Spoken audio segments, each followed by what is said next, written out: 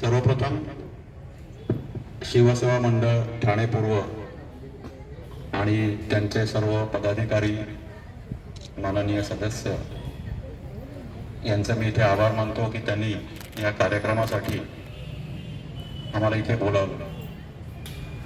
आज इथे अनेक दिग्गज मान्यवर ठाण्यातील ज्येष्ठ नागरिक आणि श्रेष्ठ नागरिक उपस्थित आहेत. त्याबद्दल त्यांचे मी आभार व्यक्त करतो. आणि आजच्या आपल्या यांची मी मुलाखत घेणार आहे अशी दुर्गकन्या, सह्याद्री कन्या, आणि तिला गडरागिणी म्हणता येईल कारण अनेक गडांशी तिचा अतिशय जवळचा संपर्क आलेला आहे. तिने ते गड पालथे घातलेले आहेत छत्रपती शिवाजी महाराजांचे आणि असे अनेक किल्ले.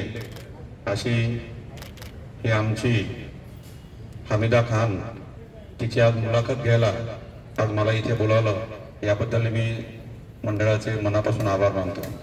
हमीदा,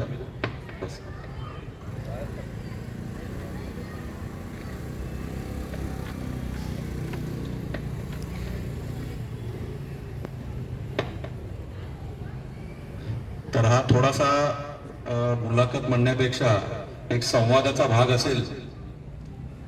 मुलाखत म्हटलं की ती बरीचशी फॉर्मल होते, ती औपचारिक होते. आणि सह्याद्रीमध्ये जेव्हा आम्ही फिरतो तेव्हा सह्याद्रीमध्ये मन आम्ही मोकळं ठेवून फिरतो. आणि म्हणूनच एक हा थोडासा मनमोकळा प्रयत्न आहे की हमीदा खान हिला बोलतं करण्याचा आणि तिच्या तोंडातून तिची जी काही तिने 650 गडांच्या आसपास जी तिने भ्रमंती केली, तिने गड बघितलेले आहेत, हे सगळ्याच्या सगळ्या आपल्याला काही त्याच्याबद्दल बोलता येणार नाहीये. पण जास्तीत जास्त तिच्याकडनं आपण या विषयात माहिती घेणार आहोत. माझ्या मते ठाणेकरांच्या माहितीसाठी किंवा त्यांच्या माहितीत यामुळे नक्कीच भर पडेल आणि त्यांचा आनंदही वाढेल असा मला विश्वास आहे.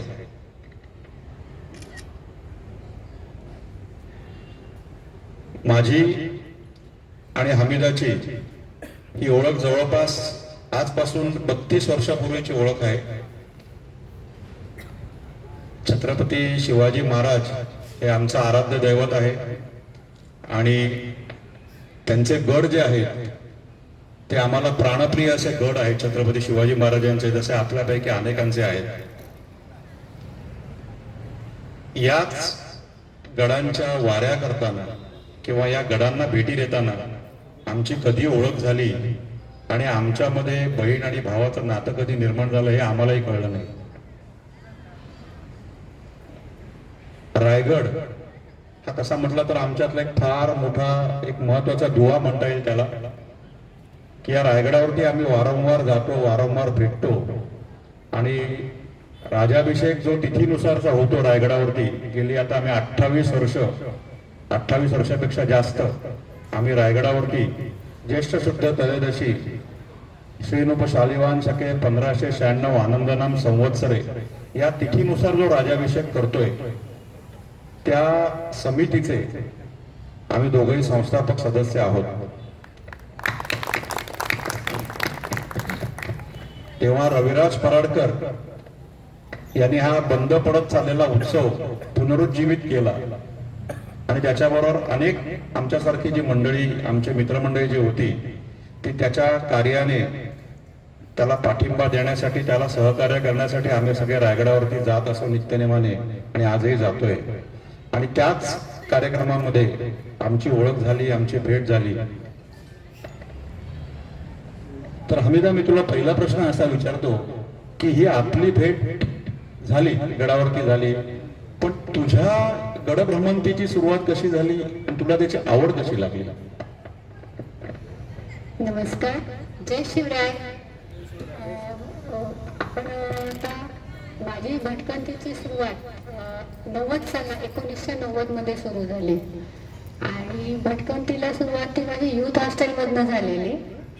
युथ हॉस्टेल सगळ्यांना माहीतच आहे, परिचय आहे युथ हॉस्टेलचा. आणि ह्या भटकंतीतून आपण जवळपास फिरतो ते गडकोटांवरच फिरतो. अशी हळूहळू एकेका गडावर जायला सुरुवात झाली. आणि सर्वप्रथम जेव्हा मी गडावर गेली तो माझा रायगडच होता. आणि तोही ज्येष्ठ शुद्ध त्रयोदशी राज्याभिषेक सोहळाच होता, जेव्हा मला रायगड काय आहे, ट्रेकिंग काय आहे माहीतही नव्हतं. आणि मी त्या ग्रुपबरोबर राज्याभिषेकाला गेले आणि मग नंतर माझी ट्रेकिंगला सुरुवात झाली, पुढची वाटचाल. एक सह्याद्री प्रेमी, गडप्रेमी आणि शिवप्रेमी आणि ती देखील आमची हमीदा खान, याचा आम्हाला अतिशय निरतिशय त्याचा अभिमान आहे, आनंद आहे, तिचं कौतुक आहे. पण तुझ्या अशा आमच्यासारखे मित्रमंडळी, सहकारी जे आज इकडे अनेक उपस्थित आहेत तुझ्या कार्यक्रमासाठी, तुला यांच्या व्यतिरिक्त कोणी कोणी पाठिंबा दिला तुझ्या या सगळ्या उपक्रमामध्ये किंवा तुझ्या गडभ्रमंतीसाठी? गडभ्रमंती तशी 90 सालापासून चालूच होते. माझ्या रेग्युलर ट्रेकला मी जात होते युथ हॉस्टेल बरोबर. आणि प्रत्येकात म्हणजे आमचं एक युनिट आहे. जसं आपल्याला पण माहिती आहे, आता ठाण्याचं पण युथ हॉस्टेलचं वायचेचं युनिट आहे, तसं कांदिवली, गोरेगाव असे युनिट होते. आणि मी ज्या ग्रुपची मेंबर होती गोरेगाव युनिटची, तर आमचे सतत आमचे ट्रेकिंगचे कार्यक्रम चालू असायचे. आणि आपण सह्याद्रीत फिरतो तेव्हा जवळपास आपण सगळ्या गडकोटांवरच आपण ट्रेकिंगला जात होतो.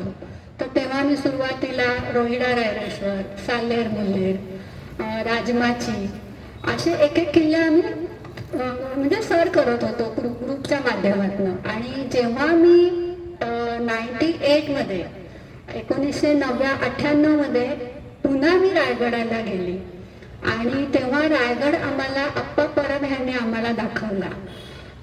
आणि आप्पांच्या वाणीतून रायगड स्वतः बोलतो, एक एक वास्तू न वास्तू बोलत असते. आणि जेव्हा आपण आम्हाला रायगड दाखवला, खडा न खडा आम्हाला समजून सांगितला आणि त्याचं महत्व आणि इतिहास जेव्हा सांगितलं, तर म्हणजे एक भारावून गेल्यासारखं झालं. आणि असं म्हटलं की मी 8 वर्ष फक्त भटकंती करते, म्हणजे ट्रेकिंग म्हणजे काय हेच आहे. आणि तेव्हाच निश्चय केला त्या होळीच्या माळावर की आता मी गड बघणार म्हणून. आणि आप्पांची एक कळकळ असते की मी तुम्हाला इतिहास समजून सांगतो आणि ह्याच्यातनं कोणीतरी प्रेरणा घ्यावी. आणि जे मला आता जमत नाहीये करायला, कळकळीने सांगत असतात अप्पा की ते तुमच्याकडनं अपेक्षा आहे, तुम्ही करावं म्हणून. आणि हे अगदी म्हणजे तो टर्निंग पॉइंट होता माझा की मला हे आता करायचंच आहे. आणि तिथेच निर्धार केलेला की मी आता गड बघणार म्हणून. आणि मला वाटतं 99 मध्ये जेव्हा आमचं आपलं गिरिमित्र संमेलन सुद्धा म्हणजे सुरुवात नुकतीच त्यावेळेला झालेली. आणि असा काय ट्रेंड होता की एका वर्षात 100 किल्ले कोण करते म्हणून, असं काहीतरी फक्त मला ऐकीव होतं. पण माझ्या मनात ती धून भरलेली की मला आता गडकोट बघायचे आहेत म्हणून. आणि मी तेव्हाच पण केलं आणि सुरुवात केली की जे जातील त्यांच्यासोबत जायचं. मग तो कुठला ग्रुप आहे, कुठून आहे, फक्त तुमच्यासोबत मी येऊ का, असं करून मी सुरुवात केली. आणि प्रत्येकाने म्हणजे आता ग्रुप आहे म्हटल्यावर कोणी सगळीजण चलच म्हणणार. आणि नाही कधी मला कोणी म्हटलं नाही. आणि तो म्हणजे कोणाला माझे 80 किल्ले झाले तेव्हा कोणाला कळलंच नाही की माझे 80 किल्ले होत आलेत म्हणून. मी कोणाला सांगितलं नव्हतं की मला वर्षभरात 100 पूर्ण करायचे आहेत म्हणून. आणि सगळीजण अगदी ते आश्चर्यचकित होत होते की ही कोणाही बरोबर जाते, म्हणजे कुठलाही ग्रुप बरोबरही जाते. माझे जे मित्रमंडळी होते माझ्या ग्रुपचे, हमीदा आम्हाला सोडून दुसऱ्यांबरोबर जाते, हा प्रकार झालेला. पण मी कोणाला बोलली नाही की मला गडकोट बघायचे आणि मी जाणार. पण सगळ्यांनी मला खूप सहकार्य केलं, तेव्हाही केलं, आत्ताही केलं आणि करत आहेत. आणि ज्येष्ठ म्हणा किंवा प्रत्येकाकडनं मला एक वेगवेगळी प्रेरणा मिळत गेली. एक प्रत्येका मित्राने मला सहकार्य करत गेले. आणि काही वेळेला असं व्हायचं की एखाद्या वेळेस एखाद्या ग्रुपने मला नाही सांगितलं तर मला ती हळहळ व्हायची की अरे मला जाता येत नाहीये म्हणून. आणि मग अशा वेळेला आई माझी ती धडपड बघायची.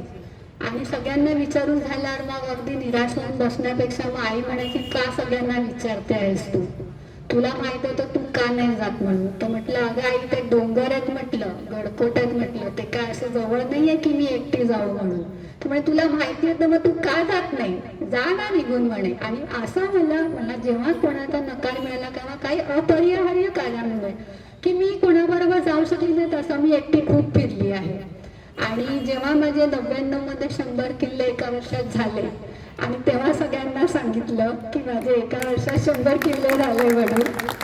आणि तो पहिला लेख. आणि एक म्हणजे सांगायचं म्हणजे मित्रपरिवार काय असतो आणि नाती काय असतात, ह्या ट्रेकिंगने आणि या गडकोटांनीच मला दिली आहे. आणि प्रोत्साहित करणं हे सगळ्यात मोठी गोष्ट की माझ्या मित्रपरिवाराला मी जेव्हा सांगायची. आणि म्हणजे की सगळ्यात पहिला माझा जो लेख होता म्हणजे 100 किल्ले एका वर्षात 100 किल्ले सर करणारी पहिली महिला असं म्हणून. तर एक सामनामध्ये आणि आज माझ्या मैत्रीण रश्मी जोशी ते आहेत, त्यांनी लोकप्रभामध्ये माझं आर्टिकल दिलं होतं, लोकप्रभामध्येच ना. तो पहिला लेख माझा आलेला आहे, एक सामनामध्ये आणि एक लोकप्रभामध्ये. म्हणजे असं प्रोत्साहित करणारे मित्रमंडळी आणि पुढाकार घेऊन चल तू पुढे, तुला काहीतरी करायचं म्हणून सपोर्ट करणारे, म्हणजे सगळ्यांचं मला खूप सहकार्य मिळालं. आणि माझी पुढची वाटचाल पण मग अशीच चालू होती. आणि जेव्हा माझे 100 झाले तेव्हा मी आप्पांना भेटायला गेली आणि आप्पांना सांगितलं की आप्पा तुम्ही सांगितलेलं ना की कोणीतरी काहीतरी घ्या म्हणून, तर मी प्रयत्न करते की मी जास्तीत जास्त किल्ले बघावे म्हणून. आणि आप्पाने मला ती त्यांच्याजवळ जी लिहिलेलं होतं यादी होती ती दिली की तू हे सगळं माझ्या पुढ्यात ठेवायचे आप्पा परब, की तुला काय हवंय ते घे, असं सगळ्या हाताने कोणी देत नाही. जर का मला आप्पांनी ती माहिती दिली नसती तर मी एवढी भटकंती केली नसती. पण आप्पांची एकच अपेक्षा होती की कोणीतरी जावं आणि कोणीतरी हा प्रयत्न करावा. तर मी आप्पांना सांगितलेलं की आप्पा शक्य तेवढं मी बघण्याचा प्रयत्न करीन. आणि आप्पांच्या आधी मी ठाणे जिल्ह्यातली यादी काढली आणि ठाणे जिल्ह्यातल्या किल्ल्यांची म्हणजे जेवढे भ्रमंती करता येतं तेवढं भ्रमंती करायची म्हणून. आणि जेव्हा पूर्ण झालं तर सांगितलं आप्पा ठाणे जिल्ह्यातले सगळे किल्ले बघून झाले, अजून काही शिल्लक असतील तर मी शोधण्याचा प्रयत्न करते आहे. आणि त्या ह्याच्यामध्ये एक बारडगड म्हणून मी शोधून काढलेला, म्हणजे त्याचा रेफरन्स होता फक्त आप्पांच्या लेखणीमध्ये की आप्पांनी टिप्पणी करून ठेवलेली, तर हा गड म्हणून असा. मग तिथपर्यंत जाऊन त्या गावातल्या लोकांशी संपर्क करू आणि मग अगदी म्हणजे की मी माझ्या मित्रांना घेऊन येणार. म्हणजे अगदी म्हणजे ना आता आणि तेव्हाचा जो फरक आहे, तेव्हा आपला लँडलाईन होता, मोबाईल माझ्याकडे नव्हता किंवा माझ्या घरीही फोन नव्हता असं. तर शेजाऱ्यांचा नंबर घेऊन ठेवायचा आणि मग त्यांना फोन अगदी इमर्जन्सी असेल तर फोन म्हणजे द्यायचा असं. आणि असं करत करत त्या रेफरन्स घेऊन आम्ही बारडगडाला गेलो. आणि तेव्हा सुद्धा माझ्या मित्रमंडळानेच मला सहकार्य केलं की चल आम्ही येतो तुझ्यासोबत. आणि मग तेव्हा ते म्हणजे तो रेफरन्स झाला म्हणजे की बाबा कन्फर्म की हा गड आहे म्हणून. मग माझ्यासोबत रवींद्र लाड सर आलेले की तू एवढं सांगतेस तर चल खरंच जाऊन बघूया. म्हणजे मला प्रत्येक क्षणाला मला तो पाठिंबा मिळत गेला की काहीतरी तुला म्हणजे उत्सुकता आहे आणि कधी फोन करायचा सर ह्याच्याबद्दल काय आहे, हे काय आहे. मला म्हणजे त्यांच्याकडे जे होतं ते मला ते देत गेले. खूप जणांनी मला मदत केली आहे आणि त्यांच्यामुळेच मी आता हे एवढं माझी भटकंती मला शक्य झाली आहे. ह्याचं काही डॉक्युमेंटेशन केलं आहे? डॉक्युमेंटेशन असं तुम्ही जे केलेलं आहे जे जसं तुम्हाला आप्पांनी दिलं तसं तुमच्या पिढीला देण्यासाठी तुमचं काही डॉक्युमेंटेशन ह्याच्यात काही आहे? मी येतोय त्याच्यापर्यंत, तो प्रश्न तिला हे करणारच आहे. फक्त आत्ता जसं तिने सांगितलं की तिच्या आईने तिला खूप पाठिंबा दिला की जर का कोणी बरोबर येत नसेल तर तू एकटे जा, तू एकटे गडदुर्ग बघायला जा, पण तुझा ध्यास जो आहे तो ध्यास आणि हा जो ध्यास आहे ना, हा ध्यासच माणसाला त्याच्या ध्येयापर्यंत नेत असतो. आदरणीय गुरुवर्य बाबासाहेब पुरंदरे नेहमी सांगतात की वेळ लागल्याशिवाय इतिहास घडत नाही आणि वेडी माणसंच इतिहास घडवतात. आज आपल्या समोर कदाचित हे थोडं धैर्याचं होईल, पण मी ठामपणे सांगतोय की एक चालता बोलता इतिहासात आपल्या समोर इथे बसलेला आहे आणि त्याबद्दल आपण सगळ्यांनी तिचं पुन्हा एकदा टाळ्यांच्या गजरात कौतुक केलं पाहिजे. आता त्यांनी जे नाव घेतलं इतिहास तपस्वी अप्पासाहेब परब, एक शिवचरित्राचे निस्सीम अभ्यासक, निस्सीम त्याचे उपासक आणि छत्रपती शिवाजी महाराजांच्या सहकार्यांची जी भावना होती, त्यांनी कधी म्हटलं नाही की महाराज, शिवा काशीदनी कधी म्हटलं नाही की मला तुम्ही सिद्धी जोहरच्या छावणीत पाठवताय, माझा तिथे मृत्यू तर निश्चित ठरलेलाच आहे, माझ्या मुलाबाळांसाठी काही वतनाची सोय केली आहे का. तानाजीने कधी म्हटलं नाही की माझ्या मुलाचं लग्न ठरलंय ते उरकून घेतो आणि मग मी सिंहगड जिंकायला जातो. बाजीप्रभूंनी कधी म्हटलं नाही आणि बांधव सेनेने देखील कधी माघार घेतली नाही की एवढा समोरनं गनिमांचा रेटा येतोय आणि आपण त्यांना थोपवणार कसं. तर ही जी त्या मावळ्यांच्या जी मनोवृत्ती होती, त्यांची मनोभूमिका जी होती, तीच आमच्या गुरुवारी आप्पासाहेब परबांची आहे की शिवाजी महाराजांच्या मावळ्यांनी स्वराज्यासाठी लढताना किंवा प्राणार्पण करताना जर का कसलीही अपेक्षा केली नाही तर मी जीवनामध्ये कुठलंही कार्य करताना, शिवकार्य करताना मी कशासाठी अपेक्षा करावी. पण अशा लोकांचीच शासनाकडनं म्हणा किंवा कोणत्याही इतर संस्थांकडनं म्हणा ही उपेक्षा होते. आज आप्पासाहेब परब एक फार मोठं नाव आहे, पण आपल्यापैकी अनेकांना ते परिचित नसेल.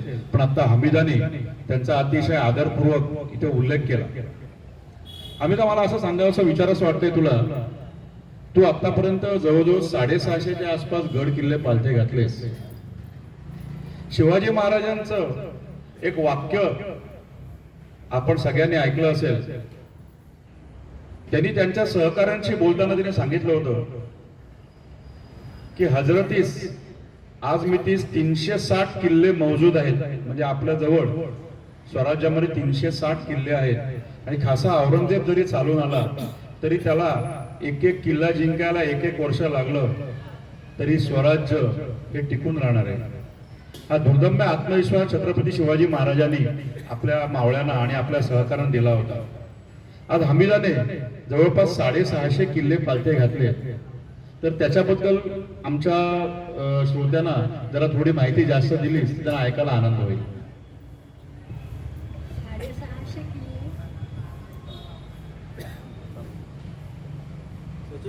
हॅलो. 650 किल्ले म्हणजे सुरुवातीला तर जेव्हा मी तेव्हा असं का फक्त किल्ले हाच ध्यास होता. तो जम्मू काश्मीर ते कन्याकुमारी म्हणजे ज्या भागात जाणार. आणि माझं हिमालयातलं सुद्धा ट्रेकिंग चालूच होतं. म्हणजे दरवर्षी म्हणजे आपल्या मोहिमा ज्या असतात त्या रेग्युलर चालू असतात. तर जिथे जाऊ तिथे आधी किल्ला बघायचा. अमरनाथ यात्रेला गेलो, जम्मूला गेलो तर जम्मूचे किल्ले बघितले. डलहौसीला गेलो तर कांगडा बघितला. असं करून ज्या भागात आपल्याला शक्य जाता येतं तिथपर्यंत आपण जातो आणि किल्ले बघतोय. तर नंतर असं म्हणजे एक स्वराज्यातले किल्ले, छत्रपती शिवरायांचे किल्ले, असं जेव्हा ते एक म्हणजे राज्याभिषेकाला तर मी नेहमी जातेच, म्हणजे माझी हजेरी असतेच. एवढ्या 33 वर्षामध्ये फक्त लॉकडाऊनमध्ये एकदा फक्त वादळ होतं म्हणून जाता आलं नाही गडावर. बाकी तर म्हणजे की एक तो ध्यासच होता. आणि हा कसा आला हे मला सुद्धा आता सांगू शकत नाही किंवा कळत नाही आहे. फक्त एवढंच की गडगड बघायचे म्हणून. आणि जेव्हा आपण सह्याद्री बघतोय आणि जेव्हा आपण इतर किल्ले बघतोय तेव्हा खरंच महाराजांनी सांगितलेलं की 350 किल्ले आपल्याकडे आहेत आणि औरंगजेबाला येताना इथे इथपर्यंत पोहोचायला खूप वेळ लागेल. ते किल्ले आपल्याला बघितल्यावरच कळतं की खरोखर आहे म्हणून. हीच एक मोठी गोष्ट आहे सह्याद्रीची की आम्हाला सह्याद्री लाभला आहे. आणि सह्याद्रीतले हे गडकोटच आपली दौलत आहे. आणि ते बघितल्यावरच आपल्याला ती अनुभूती येते. आणि आपसुकच माणूस त्याच्यामध्ये कसा गुंततो आणि कसा विलीन होतो हे त्याचं तो स्वतः गुंतल्यावरच त्याला कळेल. नक्कीच. आणि म्हणजे आपण कल्पनाही करू शकत नाही. हॅलो, आपण कल्पनाही करू शकत नाही की 650 किल्ले हे कोणी बघितले असतील, कोणी पालथे घातले असतील किंवा त्याच्या नोंदी आहेत, किंवा 650 किल्ले आहेत. आजच्या आधुनिक कॉम्प्युटरच्या आणि स्पेसच्या युगामध्ये किल्ल्यांचं महत्व तसं राहिलं नाही. म्हणजे असं म्हणतात की विमानांचा जेव्हापासून युद्धामध्ये वापर सुरू झाला तेव्हापासून किल्ल्यांचं महत्व हे कमी होत गेलं. किल्ल्यांच्या बाबतीत असं म्हणतात की तो दुर्गम आहे म्हणून तो दुर्ग आहे, गड आहे, किल्ला आहे. आणि असे 650 किल्ले आमच्या हमीदाने पालथे घातलेले, तिने बघितलेले आहेत. खरंच त्याचं कौतुक करावं इतकं कमी आहे. याच्यात मला एक अजून प्रश्न असा विचारायचा वाटतो हमीदा, की जसं गायकांना विचारतात की तुम्ही एवढी गाणी गायली, तुमचं आवडतं गाणं कोणतं आहे किंवा तुमची आवडती 3 गाणी कोणती आहेत. अतिशय कठीण, अतिशय तो म्हणतात ना की बाउन्सर म्हणा, त्याला गुगली म्हणा, असा प्रश्न असतो तो. पण तरी तुला मला विचारायचं वाटतंय की तुझ्या या संपूर्ण 650 किल्ल्यांच्या भ्रमंतीतले आणि यादीतले तुझे आवडते असे 3 किल्ले तू सांगू शकशील का? कठीण आहे प्रश्नाचं उत्तर, प्रश्नच कठीण आहे. आपण म्हणजे एवढे भावनिक आहोत ना, आणि मला वाटतं मी जास्त भावनिक आहेत. आईला विचारलं की तुला तुझा कुठला मुलगा जास्त प्रिय आहे, तर आई काय उत्तर देणार? हे स्वराज्यातले गडकोट आहेत आणि हे आपल्याला सगळेच गडकोट आपल्याला प्रिय आहेत. जरी आज म्हणतात ना की किल्ल्यांचा वापर कमी होत चालला आहे, काही किल्ले तर अगदी तग धरून आहेत आणि काही किल्ले नामशेष होत आले आहेत. स्वतः आपल्याकडे 650 किल्ल्यांची यादी आपल्याकडे आहे माहिती, आणि अजूनही अद्याप किल्ले असे उजेडात येत आहेत असे की त्यांचा नवीन आता म्हणजे अभ्यासाच्या द्वारे शोध लागतोय किंवा आपण पाहण्याचा प्रयत्न करतो आहे. हे सगळे म्हणजे की म्हटलं ना की आज जरी काही नामशेष झाले आहेत, पण आपल्यासाठी की तिकडे एक चिरा जरी शिल्लक असेल तर तो आपल्याला पूजनीय आहे की नाही, हा माझ्या महाराजांचा गड होता इथे, हे स्वराज्यातला हा गड होता आणि हा साक्ष आहे. तो सुद्धा आम्ही बघतो जाऊन की काय नाही, एक भिंत शिल्लक राहिली आहे, एक बुरुजाचा भाग शिल्लक राहिला. असे किती अनेक किल्ले आहेत आडवाटेवरचे की ते पूर्ण जमीनदोस्त झाले. आता शहरीकरण झालंय, शहरात आधी पूर्ण त्या किल्ल्यामध्येच गाव वसलंय की शोधावं लागतं की कुठे खाणाखुणा आहेत, पण त्या खाणाखुणा सुद्धा आपल्याला महत्त्वाच्या आहेत की हा इथे किल्ला होता म्हणून. आणि सगळ्यात जास्त जिव्हाळ्याचा, आता तुम्ही विचारल्याप्रमाणे सांगेल की माझा सगळ्यात आवडता गड म्हणजे जीव की प्राण म्हणजे रायगड.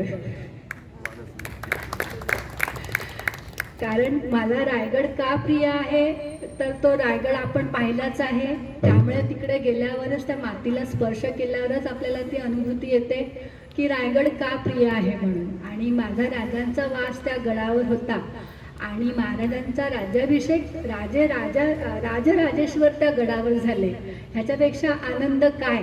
आणि त्याच्यापेक्षा म्हणूनच तो गड मला अतिप्रिय आहे. आणि इतर जे किल्ले आहेत ते तुम्ही बघाल तर आपण कुठल्याही म्हणजे किल्ल्याची एकाची तुलना दुसऱ्याशी करू शकत नाही. शिवरायांचे गडकोट असे आहेत ना की प्रत्येक गडाचं वैशिष्ट्य वेगवेगळं आहे आणि एकच गड तुम्ही 10 वेळा पाहिला तर तो तुम्हाला 10 वेळा वेगळं काहीतरी सांगेल. मग ह्याच्यात मी कसं ठरवणार की कुठला गड मला प्रिय आहे म्हणून? नाही म्हणजे अतिशय एक प्रश्नाला समर्पक असं उत्तरही दिलं आणि योग्य रीतीने तो प्रश्न तटवला पण तिने, याच्याबद्दल तुझं कौतुक करतो. आता तिने जसं सांगितलं की रायगडाची माती जी आहे, ती रायगडाची माती, त्या रायगडाची माती जेव्हा आपण त्याला स्पर्श करतो, तिला वंदन करतो आणि त्या गडावरती आपण पाऊल ठेवतो, तेव्हा जी अनुभूती मिळते ती खरोखरच अवर्णनीय आहे. मी मागे 4 ओळी लिहिल्या होत्या, त्या तुम्हाला आता या निमित्ताने मी ऐकवतोय.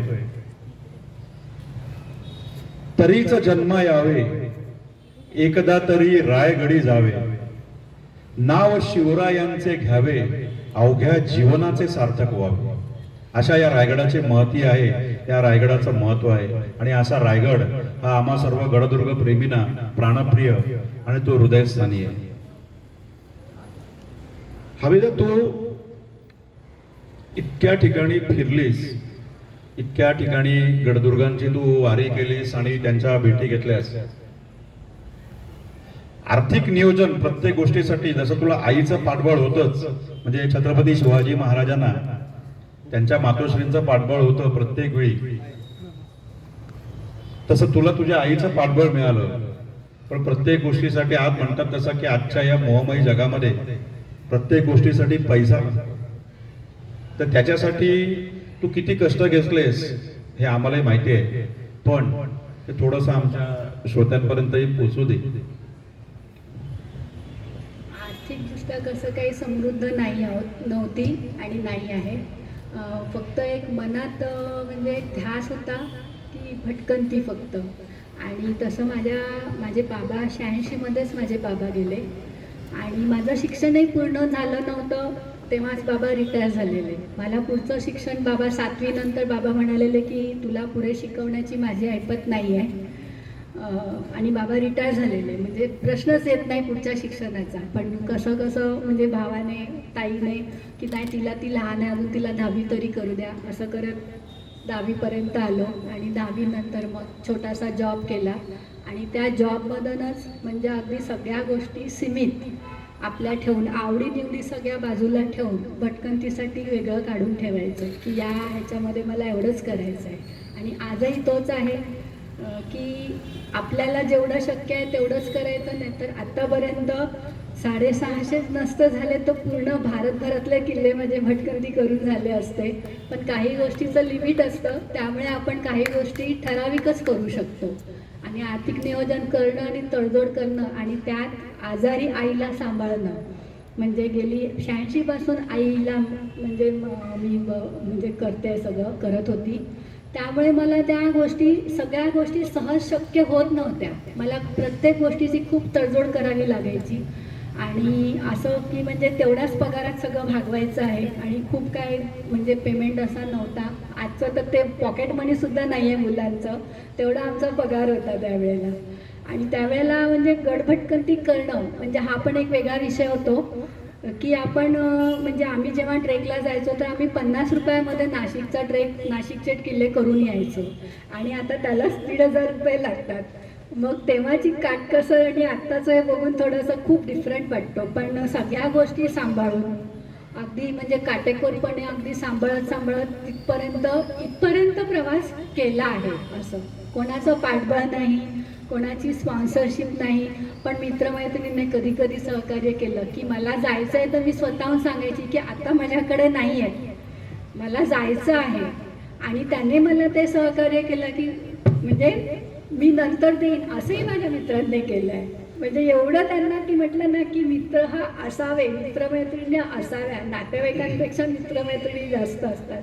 तुम्ही मागे विचारलं ना सपोर्ट कोणाचा होता का, तर हाही पाठिंबा मला दिला की नाही तिला जायचं आहे. मग त्यावेळेला अगदी स्वतःहून विचारायचे अमिता काय आहे काय नाही आहे म्हणून, आणि मग गपचूप मला मदत करायचे. आणि ती मंडळी आज इथे पण आहे. म्हणून म्हटलं मगाशी म्हटलं की एक चालता इतिहास आज आपल्या समोर इथे आलेला आहे. आपल्या ठाणेकरांचं भाग्य आहे आणि आपण सगळे या संख्येने तो उपस्थित राहिलात त्याबद्दल मी पुन्हा आपले आभार मानतोय की एक इतिहास चालता बोलता ऐकायला आपण इकडे उभे आहात, आपण आलेले आहात. हिच्याबद्दल आता जे त्यांनी सांगितलं की ज्या परिस्थितीवरती ती मात करून आज इथपर्यंत पोहोचलेली आहे त्याच्याबद्दल पुन्हा एक 4 ओळींचं अतिशय छान काव्य आहे जे छत्रपती शिवाजी महाराज आणि अशा या इतिहासांच्या आणि शिवरायांच्या वेड्यांसाठी ते लिहिलंय. कोणी लिहिलंय कल्पना नाहीये.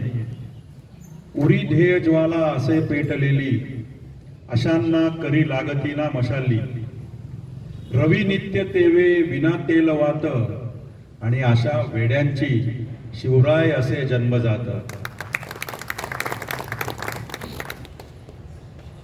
तुझं खरंच म्हणजे आम्ही तुझ्या तोंडातून आता आपण बरेच वेळा एकत्र असतो, आपण आहोत इतकी वर्ष, पण जेव्हा तू हे सांगतेस किंवा त्याचे पुन्हा एकदा तो आम्हाला त्याचा अनुभव मिळतो आणि अंगावरती खरोखरच काटा येतोय. तू जी इतकी भटकंती केलीस त्याच्यामध्ये असे काही वैशिष्ट्यपूर्ण किंवा असे विशेष काही अनुभव तुला आलेत का की जे तुला इथे सांगावेसे वाटतील गड भ्रमंती करताना, की ज्याला आपण म्हणतो की थोडेसे वेगळे आहेत किंवा जे थोडेसे हृदय आहे, असे काही तुला अनुभव आलेत का? बरेचसे अनुभव आहेत आणि मुख्य म्हणजे जेव्हा मी एकटी भटकंती करत होती तेव्हा तर अगदी म्हणजे म्हणतात ना भन्नाटच म्हणायचं की. आणि सगळ्यात पहिली गोष्ट की त्यावेळेला जेव्हा 99, 2000 आणि 2001 आणि माझं कसं होतं की मी मागे सांगितलं की एका वर्षात 100 किल्ले आणि 2000मध्ये मी सागरी किल्ले इन्क्लूड केलेले, तर 2000 साली माझे 150 किल्ले झालेले एका वर्षामध्ये आणि 2001मध्ये 100 किल्ले, असं सलग 3 वर्षात माझे 350 किल्ले झालेले. तर ते झपाटल्यासारखं होतं तो प्रकार की नुसतं निघतोय जातोय निघतोय जातोय. आणि ज्या वेळेला कोणी सोबत नसायचं आणि मी ज्या वेळेला एकटी जायची तर असे एक सांगायचं म्हटलं तात्पर्य हे की पहिली गोष्ट मला जेव्हा खूप मला म्हणजे असा राग आलेला असा म्हणजे अगदी आम्ही ह्याला गेलेलो हम्पी बदामी केलेलं.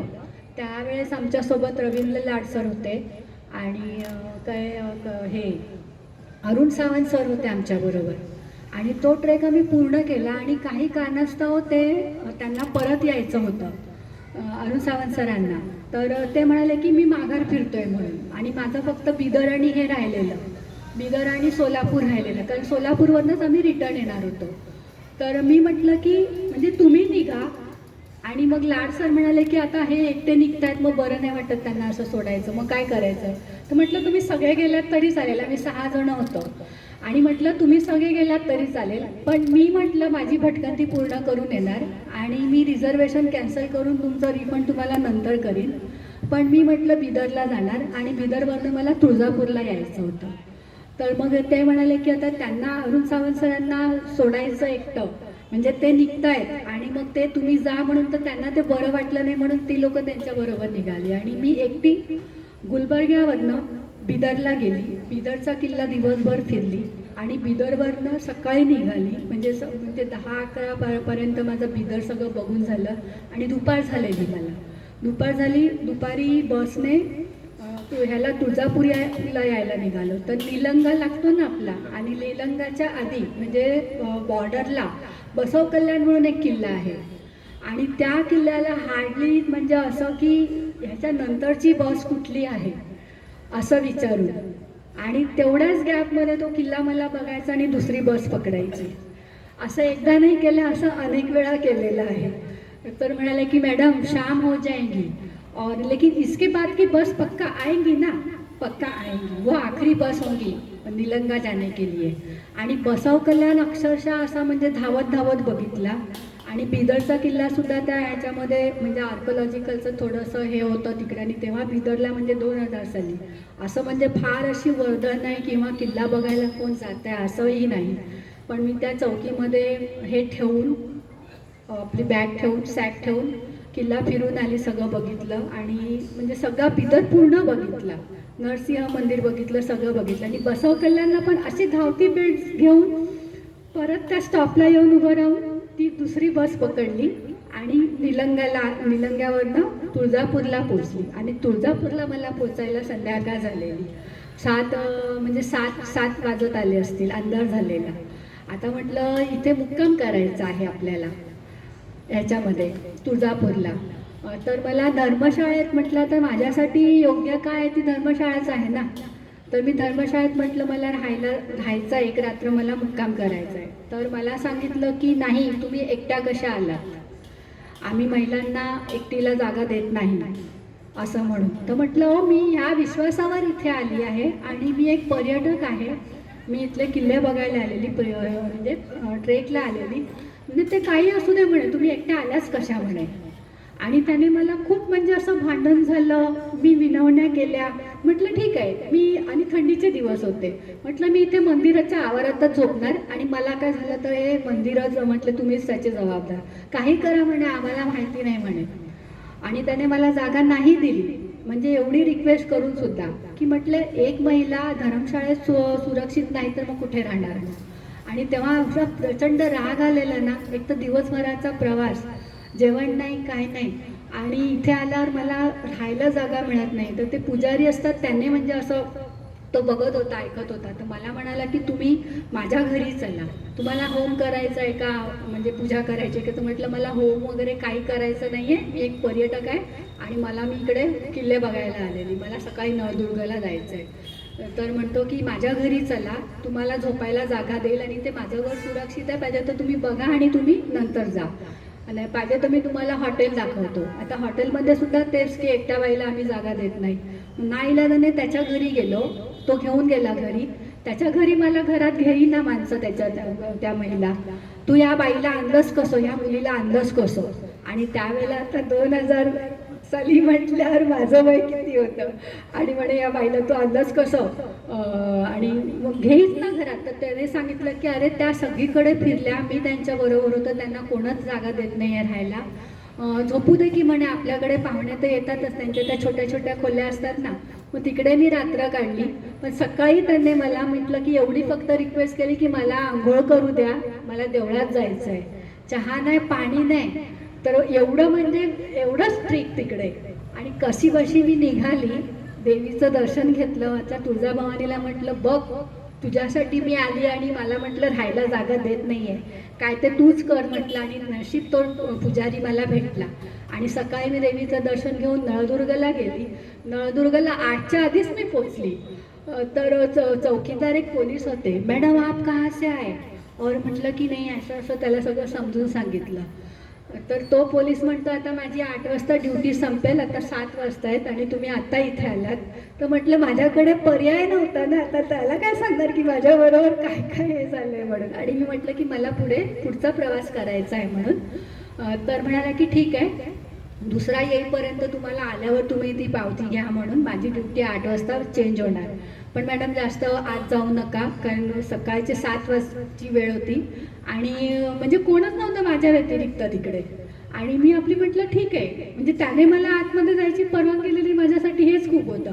मी आपली माझी सॅक तिकडे ठेवून किल्ला भटकन ती फिरते पूर्ण. आणि तो माझ्या मागून आला, मॅडम हमारी जिम्मेदारी है की आप अकेले हो आणि माझी ड्युटी आता संपणार आहे म्हणे. आणि तो आला, तो पोलीस माझ्याबरोबर आला आणि त्याने मला सगळा तो गड दाखवला, म्हणजे तो नील धबधबा, ते सगळं पूर्ण ते वास्तू त्या सगळ्या आतमधल्या दाखवल्या. आणि म्हणे तुम्ही एकट्या फिरतायत, म्हणजे आम्हाला भीती वाटते म्हणे तुमची, म्हणे की तुम्ही एकट्या फिरतायत. असं करून तो किल्ला मी बघून आली. पण मला म्हणजे त्यावेळेला एवढा मनस्ताप झालेला, मी ती कंप्लेंट म्हणजे असं सांगितलं, कोल्हापूरला सांगितलं संभाजीराजांना, की म्हटलं हे काय, म्हटलं की एखादी स्त्री जर का जात असेल तर म्हणजे तेव्हाचा जो बदल, आत्ता जो बदल झाला आहे आणि जी म्हणजे की अवस्था झालेली माझी, ती खरंच मला आजही आठवलं तर मला खरंच वाटतं की मग कधी कधी मी विचार करते की नाही, अकेले नहीं जाना चाहिए. खरंय, म्हणजे हिचं जे धैर्य आहे त्या धैर्याला मी खरोखर तिकडे नमस्कार करतो. आज आपण आपल्या मुलांना किती गडकोट बघण्यासाठी, गडदुर्ग बघण्यासाठी, फिरण्यासाठी प्रोत्साहन देतो, हा प्रश्न आज खरंच आपण आपल्या मनाला विचारला पाहिजे, असं मला या हमीदाच्या अनुभवाच्या निमित्ताने इथे सांगावं असं वाटतंय. मगाशी हमीदा तू म्हणालीस आणि मी जसं सांगितलं की तिथीनुसारचा राज्याभिषेक जो आपण इतकी वर्ष रायगडावरती साजरा करतोय आणि संस्थापक सदस्यांपैकी आपल्या अजून इकडे काही मंडळी उपस्थित आहेत, तर ती जेव्हा आपण समितीची स्थापना केली, आपला जो संपूर्ण राज्याभिषेक तिथे आपण जी सुरुवात करतो इतकी वर्ष, आपल्याला कदाचित कल्पना नसेल, आम्ही जी काही मंडळी आहोत ती साधारण तिकडे 4 ते 5 दिवस राज्याभिषेक हा 2 दिवसाचा असतो. आदल्या दिवशी ज्येष्ठ शुद्ध द्वादशीला शिरकाई पूजनाने, गडदेवता जी आहे रायगडाची, तिच्या पूजनाने आम्ही कार्यक्रमाची सुरुवात करतो. त्याच्यानंतर ज्येष्ठ शुद्ध द्वादशीला छत्रपती संभाजी महाराज, स्वराज्याचे द्वितीय छत्रपती आणि छत्रपती शिवाजी महाराजांचे ज्येष्ठ सुपुत्र, त्यांचा जन्म, ज्यांची जन्मतिथी ती आहे ज्येष्ठ शुद्ध द्वादशी, म्हणून छत्रपती संभाजी महाराजांची जयंती आम्ही तिथे साजरी करतो. आणि त्याच्यानंतर अनेक कार्यक्रम असतात. तिथे तुळा असते, तिथे जगदीश्वराचं पूजन असतं, तिथे व्याडेश्वराचं पूजन असतं आणि असे अनेक कार्यक्रम, शाहिरी रात्र होते आणि असे अनेक कार्यक्रम तिथे आम्ही रायगडावरती त्या राजाभिषेकाच्या 2 दिवसाच्या त्या कार्यक्रमात साजरे करतो. पण त्याची पूर्वतयारी आणि नंतर आवराआवर ही सगळी करायला लागते. कारण कसं असतं, अनेक जण पाहुणे म्हणून येतात आणि कार्यक्रम झाला की हात धुतल्यानंतर ते निघून जातात. पण संपूर्ण गड आवरायचा असतो आणि ते जे वातावरण तेव्हाचं जे असतं ना, तो संपूर्ण पावसाळी ऋतूमध्ये हा राजाभिषेकाची जी तिथी आहे ती येते बरेचदा. त्याच्यामुळे संपूर्ण त्या पावसाचा आणि त्या हवामानाचा सामना करत किंवा त्याला सामोरं जात हा राजाभिषेक साजरा करतो. तसा तो आम्हाला गड आवरायचा असतो नंतर. कारण गडावरती एवढे लोक जे शिवभक्त येतात त्यांच्यामुळे चुकून कळत नकळत म्हणा, कोणत्याही अनावधानाने म्हणा, पण काही प्रमाणामध्ये जिथे कचरा होतो आणि त्या कचऱ्याची विल्हेवाट लावणं हे देखील एक फार मोठं तिथे महत्वाचं काम असतं. कारण तो संरक्षित गड आहे आणि छत्रपती शिवाजी महाराजांची राजधानी होती. तर राजाभिषेकाच्या अशा अनेक आठवणी तुझ्याही मनात आहेत, माझ्याही मनात आहेत आणि त्यातील 1-2 आठवणी तरी तू सांगू शकशील की जेणेकरून उपस्थितांना राजाभिषेक हा कसा होतो याची थोडक्यात त्यांना कल्पना येईल. थोडक्यात सांग, पण 2 आठवणी तरी सांग. नंतर मी 1-2 आठवणी मीही सांगेन त्याच्याबरोबर. राज्याभिषेक सोहळा आज आमच्या जेव्हा आम्ही सुरुवात आपण केली होती, एक आवर्जून सांगावं असं वाटतं की आपण जेव्हापासून माझ्या आधी प्रदीप सर आहे तिथे, हे सुद्धा म्हणजे प्रत्येक आम्ही एक सुरुवातीपासून बघितलेलं की राज्याभिषेकाला ट्रेकर मंडळीच अगदी आवर्जून जायचे. आणि म्हटलं ना की मी तरी म्हणते, रायगड ही ट्रेकर मंडळीची पंढरीची वारी केली की मग दुसऱ्या वारीला सुरुवात, म्हणजे आपल्या ट्रेकिंगला सुरुवात म्हणून. आणि आवर्जून सगळे ट्रेकर ज्येष्ठ शुद्ध त्रयोदशीला पहाटे महाराजांच्या ह्याला म्हणजे सत्रेवर सगळीजणं असायचे की महाराजांना मानवंदना द्यायची, महाराजांना मुजरा करायचा आणि निघायचं. पहाटे बघितलं की सगळे चेहरे ओळखीचे दिसायचे. म्हणजे मी धावत जाते, सर धावत जात आहेत, रश्मी धावत येते आणि आम्ही रवीच्या बरोबर आम्ही पूजेला रांगोळी काढण्यापासून, पूजेची भांडी स्वच्छ करण्यापासून आपण सगळ्या गोष्टी करत होतो. म्हणजे थोडक्यात सांगणं हे होणार नाही, राज्याभिषेक म्हटलं की. आणि तो कसा मोठा झाला आणि तो कसा म्हणजे 5 माणसांची 25 झाले, 25चे 50 झाले आणि 50चे आज म्हणजे हजारोच्या वर संख्या गेली आहे. आणि तेव्हापासून आपण तिथीलाच आपण जातो. आणि नंतर मग 2003 ना, म्हणजे आपण प्रत्येकजण जायचो, गडावर महाराजांना नमस्कार करायचा आणि निघायचो. आणि 1 रात्र मुक्काम करायचो किंवा 1 दिवस थांबायचो आणि सगळे विधी होत आहेत. आणि जो तो प्रत्येकजण आपापलं वेगवेगळं जेवण बनवायचं, जे काय आहे ते. म्हणजे मी माझी चूल पेटवते, ही यांची चूल पेटवत आहेत, ते त्यांची चूल पेटवत आहेत. स्वतःचं जेवण स्वतः बनवायचं आणि रात्र काढायची आणि गड फिरायचा आणि सकाळी महाराजांना मानवंदना करून निघायचं.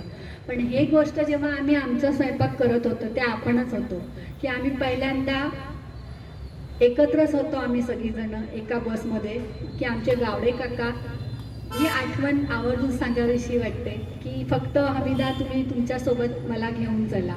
आणि काकांनी आम्ही पहिल्यांदा साखरभात बनवला होता. आणि तेव्हापासून आमच्या या शिवराज्याभिषेक दिनोत्सव सेवा समिती दुर्गराज रायगड ह्याची स्थापना झाली. आणि म्हटलं की हा जो उपक्रम आहे, आपण सगळे ट्रेकर मंडळी आपण वेगवेगळे असतो आणि तुम्ही हार घालतायत, मी हार घालते, मी पूजा करते, तुम्ही पूजा करताय, तर एकाच वेळेला उभं राहून आपण का करू नये. आणि सगळ्यांना म्हणजे असं की चेहरे ओळखीचे सगळीजणं एकत्रच असतात, हो नाही बरोबर आहे चला एकदम, आणि तो पुढाकार घेतला, सर आहेत, रश्मी आहे, तुम्ही आहात, असं करून आपण सगळ्यांना एकत्र आणण्याचा प्रयत्न केला की नाही, एका मंचावर आपण आहोत आणि एकाच ठिकाणी वेगवेगळी पूजा करण्या व्यतिरिक्त आपण एकत्र पूजा करूया, अशी ही सुरुवात झाली. आणि मला आठवण म्हणजे ही आहे जास्त की त्या जगदीश्वराच्या पूजेला तुम्ही म्हटल्याप्रमाणे सुरुवातीला शिरकाईचं पूजन होतं आणि शिरकाईची सगळी म्हणजे विधिवत पूजा होते. तिची ओटी भरण्यापासून वस्त्र नेसवण्यापासून, तसंच जगदीश्वराच्या पूजेला सुद्धा अगदी हडप गुरुजी आपले, मला हडप गुरुजींची, दादा हडप, तर हडप गुरुजींची एक आठवण म्हणून म्हटलं ना की हे का रुजत गेलं मनात, ते मला म्हणजे मी स्वतः ह्याच्यामध्ये इन्व्हॉल्व कशी झाली मला कळलं नाही. तर दादा मला जवळ बसवायचे, बाय इकडे या, आणि ते झोळीतले त्यांचे ते तांदूळ काढायचे आणि मला सांगायचं हा चौरंग, म्हणजे तो आपण जगदीश्वराच्या मंदिरामध्ये जो चौरंग भरतो तांदळाचा पूजेसाठी, तर दादा मला तो भरायला शिकवला मला दादांनी. आणि मला जेव्हा म्हणजे माझे जेव्हा 100 किल्ले झालेले, तेव्हा दादांनी मला त्या रायगडामध्ये वर बसवून, त्या जगदीश्वराच्या प्रसादामध्ये बसवून दादांनी मला स्वतः फेटा बांधला आणि म्हणाले की ही माझी मानसकन्या आहे. आणि मला त्याच्यातलं गम्य कळलं नव्हतं त्यावेळेला, पण दादा मला जवळ बसून तो चौरंग भरायला लावायचे आणि ती जेवढी माहिती मला होती म्हणजे पूजा विधी मला त्याच्यातलं माहिती नाही, पण असं कधी म्हणजे हे नाही केलं की हमीदाला का सांगावं. आणि ती जोडपी जी पूजेला बसतात त्यांचं औक्षण करायला मला सांगायचे ते, बंधू तुम्ही जेव्हा पहिल्यांदा जगदीश्वराच्या पूजेला बसतात, ही आठवण म्हणजे कधी म्हणजे म्हणतात ना की आयुष्यभराचं कधी नेहमी स्मरणात राहणारी गोष्ट आहे ही. बंधू पहिल्यांदा ह्याला जगदीश्वराच्या पूजेला बसलेले. अजून आमचे एक मित्र आहेत ते आज नाही आहेत, शस्त्रसंग्राहक सुनील कदम म्हणून. तर जेव्हा हे पहिल्यांदा पूजेला बसलेलं तर ह्यांचं म्हणजे ते पूजेला बसताना औक्षण करायचं असतं, तर त्यांचं औक्षण माझ्याकडून करून घेतलेलं. आणि दुसरी गोष्ट तर म्हणे की म्हणजे जेव्हा महाराजांची पालखी निघते तर पालखीचा मान औक्षण करण्याचा पहिला माझा असतो की नाही ताई पहिलं तू कर हे म्हणून, असं म्हणून. हा सगळा जो आनंद आहे तो कधी न विसरण्यासारखा आहे. आणि अनेक आठवणी आहेत आणि ज्या प्रत्येक विधी ज्या गडावर होतात आणि ज्या पद्धतीने होतात त्या आपण कधी, आता तर ते आम्हाला जसं रुजल्यासारखं झालं आहे, पण आपण जेव्हा तिकडे प्रत्यक्षात असतो ना तेव्हा आपल्याला तो अनुभूती येत असते आणि आपल्याला तो आनंद मिळत असतो. आणि शेवटी मी एकच सांगेन की ह्या आठवणी नुसत्या अशा ऐकून काही गंमत वाटणार नाही, त्या अनुभवल्यावरच तुम्हाला आठवण येईल की खरं काय सांगितलं होतं. आणि एकदा तरी राज्याभिषेक सोहळा निश्चित सगळ्यांनी बघावा आणि म्हणजे त्याला हजेरी द्यावी, कारण जे विधी होतात ते असं अक्षरशः म्हणजे जी घाई गर्दी असते, जी धावपळ असते प्रत्येका मावळ्याची सेवकाची, ती जशी काय लगीन घाई असते तसंच खरंच महाराजांचा राज्याभिषेक तेव्हा झालेला ते सगळं चित्र डोळ्यासमोर उभं राहतं. कशी लगबग चालू होती, इथे रात्रभर जेवण चालतं आहे म्हणजे प्रसादाचं महाप्रसादाचं काम चालू आहे आणि दुसरीकडे पूजेची तयारी चालू आहे, तिकडे जगदीश्वराच्या पूजनाची तयारी चालू आहे. अगदी शिरकाईच्या ओटीपासून तर सगळं साहित्य मांडण्यापासून प्रत्येका टीमने प्रत्येक काम वाटून घेतलेली असतात आणि प्रत्येकाला प्रत्येका ठिकाणी हजेरी लावता येते. असं नाही की एका ठिकाणी गेलं की दुसऱ्या ठिकाणी जाता येत नाही, पण त्याच्यामध्ये जी माणसं सहभागी होतात ना ते स्वखुशीने आणि आनंदाने सहभागी होतात आणि ते एन्जॉय करतात, ते पाहण्यासारखं असतं. अक्षरशः गडावर शिवशाही अवतरलेली असते आणि त्या वातावरणामध्ये रम्य वातावरणात सनई चौघडा वाजत असतो, पूजाविधी चालू असतात आणि असं की पहाट कधी होते आणि कधी महाराजांच्या अभिषेकाला सुरुवात होते, कधी तो मंत्रघोषांचा आवाज ऐकू येतो ह्याची आतुरता असते, म्हणून रात्री कोण झोपतच नाही. तो तर एक फार मोठा हे आहे त्याच्यातला की इथे रात्रभर संपूर्ण रायगड जागा असतो, संपूर्ण रायगड आणि रायगडावरचे जे सगळे मावळे आलेले असतात तिथे छत्रपती शिवाजी महाराजांना आजही 400 वर्षानंतर आपल्या हृदयस्थानी ठेवलेले ते सगळे लोक म्हणजे अगदी महिला वर्गापासून सगळे जागे असतात, तान्ही मुलं आलेली असतात. जे आपल्याला खरोखर आश्चर्य वाटेल की तान्ही मुलं त्यांना देखील आयाला घेऊन येतात तिकडे की छत्रपती शिवाजी महाराज आणि जिजाऊ साहेब हे जे काही एक जे आपल्या महाराष्ट्राला लाभलेली जी देणगी आहे, दैवी देणगी, ती दैवी देणगी त्या आपल्या त्या छोट्याच्या आपल्या मनामध्ये ती कायमच्या त्याच्या रक्तामध्ये ती उतरावी आणि याच्यासाठी त्या लहान मुलांना देखील ते घेऊन आलेले असतात. बघण्यासारखं असतं सगळ्यात. आणि मुख्य म्हणजे राहायची तर सोय नाहीच आहे, पण महिलांसाठी समिती सोय करते की महिलांना एक शेल्टर म्हणून आरक्षित ठेवून देतात आणि पुरुष मंडळी तर अख्खा म्हटलं ना की रात्री कोण झोपतच नाही.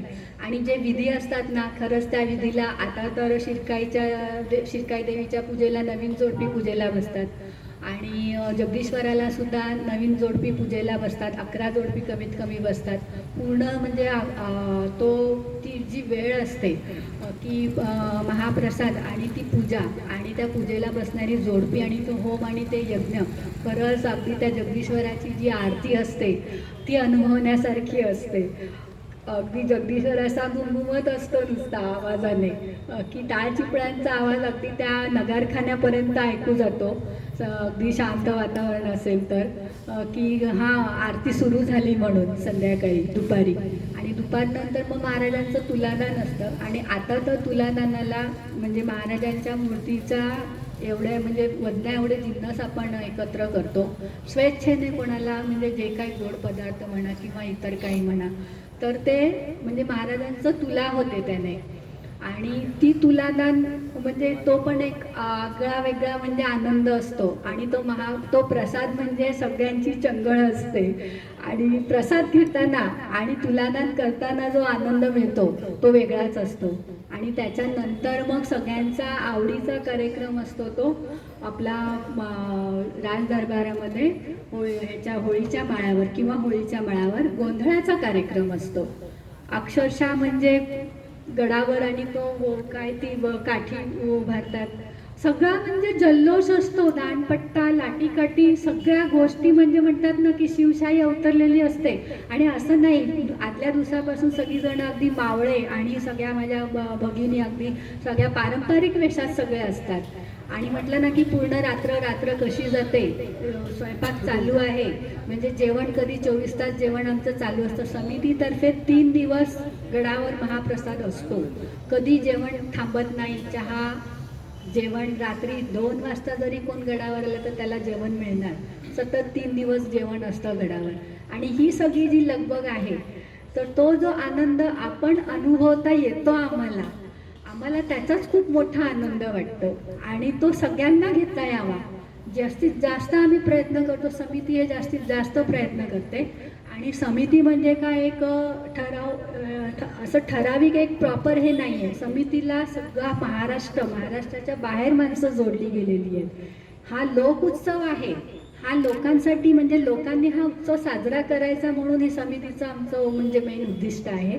आणि तो सगळ्यांनी मिळून, कोणी पूजेला बसताय, कोण पूजेला बसताय, कोण काय करताय, सगळ्यांना ती मुभा असते की प्रत्येकाने जी सेवा तुम्हाला रुजू करता येते ती सेवा तुम्ही रुजू करा म्हणून. हे एक वैशिष्ट्य आहे.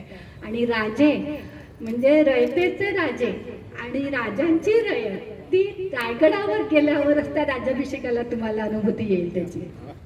खरं आहे. म्हणजे एका शब्दात जर का सांगायचं झालं की घड्याळ्याचे काटे हे 350 वर्ष मागे गेलेले असतात या राजाभिषेकाच्या निमित्ताने.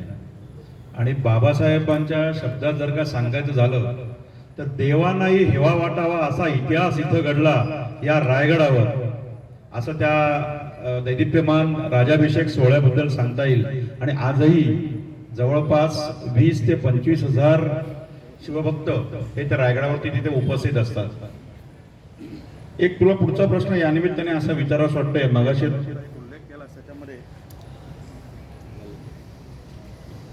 की दादासाहेब हडप गुरुजी यांनी आपल्याला तिथे जगदीश्वराच्या पूजनापासून अनेक गोष्टीमध्ये आपल्याला तिथे ते उत्साह असायचे. दादासाहेबांचा वय 80च्या पुढे आणि दादासाहेबांचा उत्साह हा 18 वर्षाच्या खाली.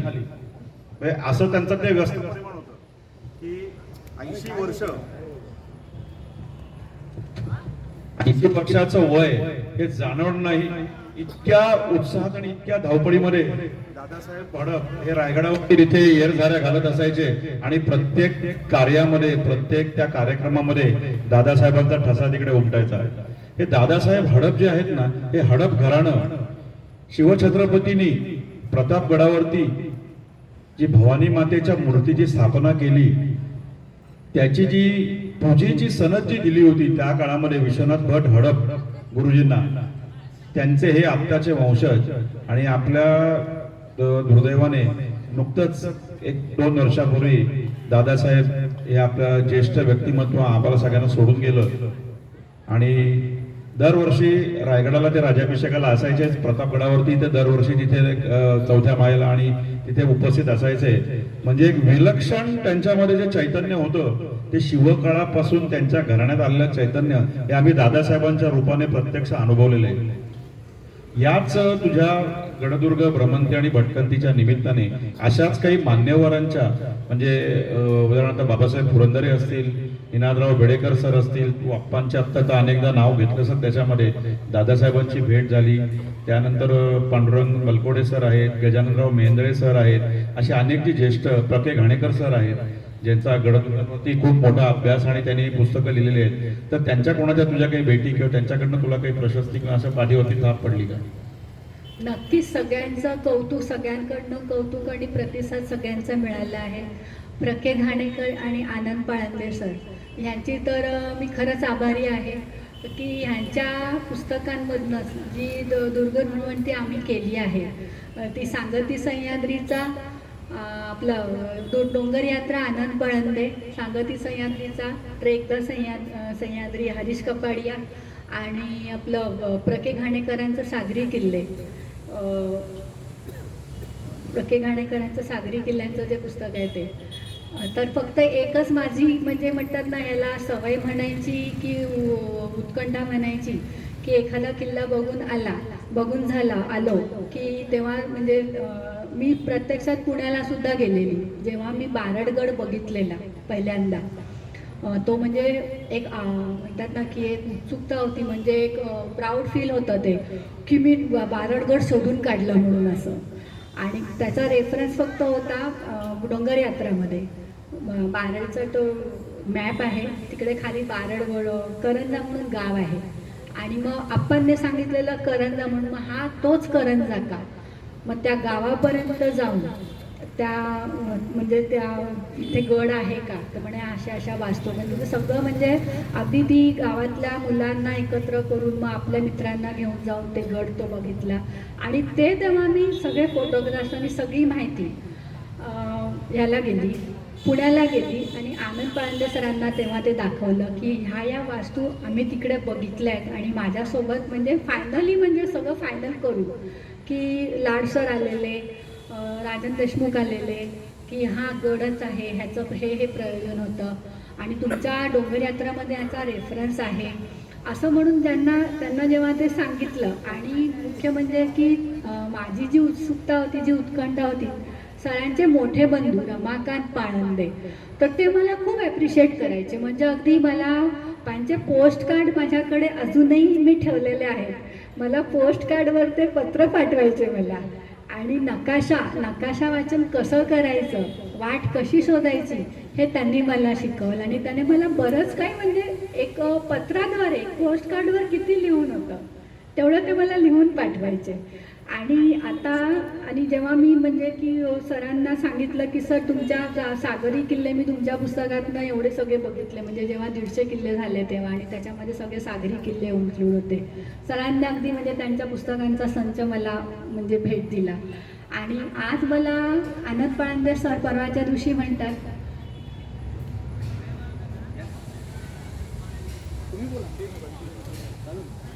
की जेव्हा म्हणजे एक सवय होती की भटकंती झाली की म्हणजे सांगायचं, आपलं मनोगत व्यक्त करायचं. तर नुकताच आम्ही आता मी मागच्या वर्षी जिंजी म्हणजे दक्षिण दिग्विजय किल्ले केले, यावर्षीही किल्ले दक्षिण दिग्विजयातले किल्ले केले. मुख्य म्हणजे दक्षिण दिग्विजयातलं म्हणजे थोडंसं मोठं होतं आहे माझ्या प्रश्नाचं उत्तर. तर की एखादा किल्ला म्हणजे जिथे आपल्याला जाता येत नाही आणि आपण तिथे जातोय आणि ते वर्णन जेव्हा आपण सांगतो हे काही औरच बात असते. आणि की मी म्हटलं की सर, तर म्हणतात सर मला म्हणतात तुमचा फोन आला की मी पण घाबरतो. आणि हे तर आधीपासूनच होतं की ज्यांच्याशी बोलतोय त्यांच्याशी गडकोटांविषयी बोलताना भानच राहत नाही की आम्ही किती बोलतोय आणि किती वेळ बोलतोय ते. आणि त्यांच्याकडनं जी कौतुकाची थाप मिळाली आमच्या म्हणजे इन्स्पायर म्हणजे उषा मॅम आहेत, उषा प्रभा पागे मॅडम, तर की मॅम हा किल्ला बघितला, इथे गेलेलो, असं म्हणजे जो शेअर करतो तो आनंद तो काही वेगळाच असतो. आणि सगळ्यांना अरे आम्ही पण आतापर्यंत नाही गेलो तिथे आणि तू जाऊन आलीस, हो मॅम जाऊन आली. आत्ताच मी परवाच्या दिवशी उषा मॅमला फोन केला होता की आमचा मनोहर मनसंतोष गट झाला म्हणून आम्ही आम्ही सर केला. मनसंतोषचं असं आहे ना की हे कोल्हापूर आणि कोकण ह्याच्या सीमेवर हे किल्ले आहेत आणि की त्याचा रेफरन्स आता म्हणजे त्या कोल्हापूरच्या म्हणजे रांगण्याच्या जवळ पडतो हा मनोहर मनसंतोष. तर मनोहर गडावर महाराजांचं 1 महिना वास्तव्य होतं आणि महिनाभर महाराज या गडावर का राहिले तो मनोहर गड बघितल्यावरच आपल्याला कळतं. आणि मनसंतोष गडावरच्या पायऱ्या उद्ध्वस्त झाल्या आहेत, मग तिकडे जाता येत नाही. गेली 23 वर्ष की मनोहर गडाला जाता येत नाही, मनोहर गडाला जाता येत नाही. तर आम्ही प्रयत्न केला की यावर्षी म्हणजे की आता म्हणजे ही 350वा राज्याभिषेक आता पूर्तीस होतं आणि माझा संकल्प मला पूर्ण करायचा म्हणून मी प्रयत्न केला होता की मला हे गड करायचे आहेत म्हणून. आणि जेव्हा मग आमचे ज्येष्ठ गिर्यारोहक दिलीप झुंजारराव ज्यांनी पहिल्यांदा मांगी तुंगी क्लाइंब केलेला आणि लिंगाणा सर करणारे पहिले गिर्यारोहक आपले हिरा पंडित सर, संतोष गुजर, म्हणजे आमचे संतोष गुजर पहिला जी सर आणि आमचे हिरा पंडित सर. तर मी म्हटलं की मी सगळ्यांबरोबर म्हणजे भटकंती केली आहे पण माझा मनसंतोष गड माझा राहिला आहे. तर की मग म्हटलं की आता तुम्ही मला घेऊन जा म्हटलं. तर म्हणे मी सांगतो हिराला. आणि हिरा सर लगेच तयार झाले की तुझा राहिला आहे, कुठले कुठले गड राहिले आहेत तुझे. तर म्हटलं मनसंतोष राहिला आहे. लगेच आमची मोहीम आखली गेली आणि आमचा मनसंतोष गड सर झाला. तर तो आनंद जेव्हा आम्ही व्यक्त करतो म्हणजे ती गोष्टच काय और असते. आणि म्हणजे आधीपासूनच आहे की म्हणजे गडकोट म्हणजे हा एवढा जिव्हाळ्याचा भाग का आहे. आणि जेव्हा आपण एखादा कठीण म्हणजे अगदी अतिदुर्गम आणि जिथे जाणं शक्य नाही आहे त्या ठिकाणी आपण जेव्हा जातो आणि ती वास्तू बघतो आणि जेव्हा ती मोहीम पूर्ण होते आणि ते बघून जे समाधान मिळतं ना ते शब्दात व्यक्त करण्यासारखं नाही आहे. आणि ते आपल्या एखाद्या जवळच्या मित्राला सांगणं, त्याचं वर्णन करणं ही एक वेगळीच मजा आहे. आणि हे आधीपासून असं असतं.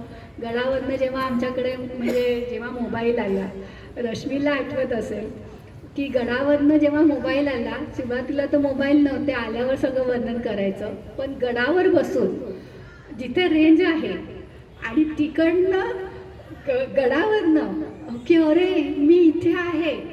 आणि एका गडावरनं मी कामनदुर्गवरनं मी रश्मीला फोन केला होता, रश्मी इथे रेंज आहे, कसा दिसतोय म्हणजे कोणाला काय वाटणार. म्हणजे ह्या गडकोटांचं जे वर्णन आहे त्याचा जो शृंगार आहे तो शब्दात व्यक्त करण्यासारखा म्हणजे प्रत्येकाची वेगळी अदा असते. मी जो गड बघितला मी तिला ते वर्णन करते आहे. आणि तेही जेव्हा तो आनंद की मोबाईलवरनं आपण गड दाखवतोय, सांगतोय आणि आता तर व्हिडिओ कॉल आहे. म्हणजे ही जी फरक आहे, हा जो आनंद आहे तो तेव्हाच आणि आताचा आठवलं की खूप बरं वाटतं असं. आता तुला एक थोडासा महत्त्वाचा आणि एक शेवटच्या काही प्रश्नांपैकी तुला मी एक प्रश्न असा विचारतोय की तू तसं म्हटलं तर तुझं उभं आयुष्य तू गडदुर्ग भटकंतीसाठी वाहिलंस. छत्रपती शिवाजी महाराजांचं तुझ्या मनामध्ये काय स्थान आहे हे जसं तुला माहिती आहे तसं आम्हालाही माहिती आहे की तू त्यांना किती आदर देतेस. आणि त्या आदरापोटी तू आज जवळजवळ 650 किल्ले हे वेगवेगळे तू पालते घातले. तर शिवचरित्रातून काय घ्यावं, शिवचरित्रातून काय घ्यावं हे एक थोडक्यात तू आमच्या श्रोत्यांना सांग. आणि दुसरी गोष्ट, या अनुभवावरती तू एखादं पुस्तक लिहिणार आहेस का, तुझा तसा काही विचार आहे का, हे थोडक्यात सांग. कारण आपल्याला वेळेची थोडीशी कमतरता असल्यामुळे तुला तसं थोडक्यात सांगायला लागेल. कारण इकडे असं आहे की रायगड राज्याभिषेक आणि छत्रपती शिवाजी महाराज म्हटलं तर आज आपल्याला रात्र इकडे गाजवता येईल त्याच्यावरती. पण श्रोत्यांना आपापल्या घरी जायचंय त्याच्यामुळे तू थोडक्यात सांग. सगळ्यात पहिलं मी हे सांगते की याच्यातनं लिहायचं मला अजून बरेचसे गडकोट बघायचे आहेत.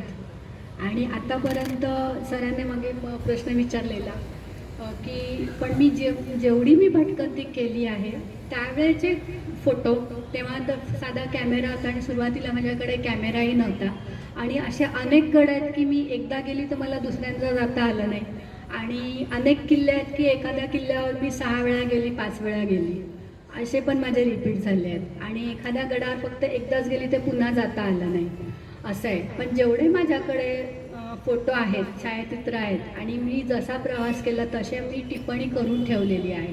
आणि मी म्हटलं की गडकोट आपण बघतोय आणि मी काय बघितलं, मला काय अनुभव आला. पुस्तक लिहिण्याचा म्हणजे मानस तर आहे, पण तो अजून मी सुरुवात म्हणजे केली आहे, पण ती पूर्ण व्हायला किती वेळ लागेल ते माहीत नाही आहे. कारण का तर अजून भटकंती खूप करायची आहे, खूप गडकोट बघायचे आहेत, पण लिहिणार. आणि माझा जास्तीत जास्त कल आहे अभ्यासाचा, का फक्त नुसती भटकंती न करता, म्हणजे आपण भटकंती करतो तो माझा थ्रिल म्हणून मी करते, पण माझा हा ध्यास आहे की या गडकोटांचं संवर्धन पण व्हावं. भटकंती तर आपण आपल्यासाठी करतोय, आनंद तो माझा मी अनुभवते आहे, पण ह्याच्यातून माझंही काय कर्तव्य आहे की या निसर्गाला मीही काय द्यावं म्हणून, आणि या गडकोटांचं संवर्धन व्हावं ह्याच्यासाठी आम्ही प्रयत्नशील आहोत, आणि होतो आणि आहोत आणि राहणार ह्याच्यासाठी, की जेवढं जमेल तेवढं आम्ही करायचं म्हणून. आणि की थोडासा अभ्यास पण माझा चालू आहे.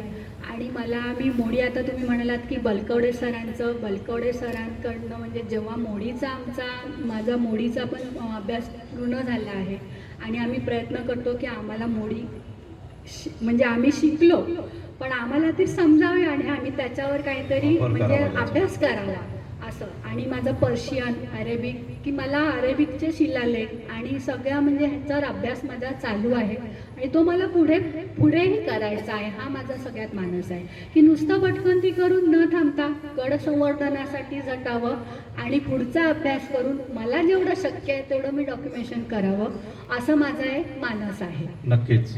आणि जसं मगाशी आदरणीय ठाण्यातील आमचे ज्येष्ठ आणि जिज्ञासा संस्थेचे प्रमुख आदरणीय श्री सुरेंद्र दिघे सरांनी जसं विचारलं की तू या गडकोटांची किमान यादी केली आहेस का, म्हणजे नोंद केली आहेस का, जेणेकरून पुढे जे तुझ्यापासून जे प्रेरणा घेणारे जे काही इकडचे उपस्थित किंवा जे महाराष्ट्रातील शिवभक्त किंवा जे गडदुर्ग प्रेमी असतील तर त्यांना कुठेतरी एक त्याचा असा संदर्भ मिळू शकेल की अरे या ठिकाणी आज ठाणे जिल्ह्यामध्ये एवढे किल्ले आहेत, आज तुमच्या पुणे जिल्ह्यामध्ये एवढे किल्ले आहेत, किंवा तुमचं संभाजीनगरमध्ये आज एवढे किल्ले आहेत, आणि अशा प्रकारे त्याला आपण त्याला म्हणतो की संदर्भ ग्रंथ म्हणा किंवा संदर्भ त्याचे एक हे म्हणा नोंद, अशी तू काही केली आहेस का किंवा करणार आहेस का? एक थोडक्यात जर का सरांच्या प्रश्नाला सांग. करणार आहे, पण म्हटलं ना की माझं असं होतं ना की आधी भटकंती आणि मग सगळं पुढे नंतर करणार. कारण आता जी परिस्थिती आहे ना की आज गडावर जेव्हा गेलो, आता मी म्हणजे थोडक्यात सांगायचं की जब तक पैर चल रहे हैं चल लो, ही बात मी आराम से रिटायर झाल्यावर मग करीन म्हणून, तर हा मानस घेऊन भटकंती चालू आहे अजूनही. गिर्यारोग कधी रिटायर होत नसतो. मी संवाद साधू का? हा नाही, त्याचा मुख्य असतं नोंद. आपण जर किल्ल्यावर जाऊन येतो, मी ह्या नंबरवर जात नाही, 650 किल्ले 500 किल्ले याच्यावर माझा विश्वास नाही आहे, पण तुम्ही भरपूर केले, म्हणजे तुमचं मनापासून कौतुक. आणि तुम्ही ज्या व्यक्तींची नावं घेतले त्यांच्याबरोबर आम्ही फिरलेलो आहे, म्हणजे मागच्या सोमवारी आम्ही उषाबरोबर होतो. हा आमचा गेल्या 60 वर्षाचा नोंदी करण्याचं फार महत्त्व असतं. त्याच्या दिवशी त्या गेल्यानंतर लगेच कुठल्या वेळेला आपण गेलो, कधी सुरुवात केली, कुठल्या वाटेने गेलो, आपल्या गडांना उज्ज्वल इतिहास आहेतच, जाज्वल्य, पण भूगोल पण आहे आणि पुराणशास्त्र पण आहे. ह्याच्या नोंदी 20 वर्षांनी होत नाही. दादा मी चूक केली, मी नाही केल्या नोंदी, पण प्रदीप अप्पा जमदाड्यांचं नाव माहिती आहे. आमच्यातले अप्पा जमदाडे दुसऱ्या दिवशी नोंद करायचे. आज त्यांच्या वही त्यांच्या त्या मुलींनी ठेवलेल्या आहेत ना, की कुठे कधी जायचं, कधी वेळ लागला, कुठल्या रस्त्याला गेलो, की 5 वहीची नोंद ही खूप महत्त्वाची असते. आणि रमाकांतचं नाव घेतलं, रमाकांतनी राजगडचा, मी त्याच्याविषयी बोलतो, राजगडचा मॅप काढला त्यांनी, की किल्ल्याचा मॅप कसा करायचा किल्ल्यांचा, आणि तो पण म्हणजे त्यांनी तो त्या काळात काढलेला होता की भूगोलाशी जोडून मिळेल. तर अशा प्रकारचं जर तुम्ही केलं, कारण नंतर विसरून होता का.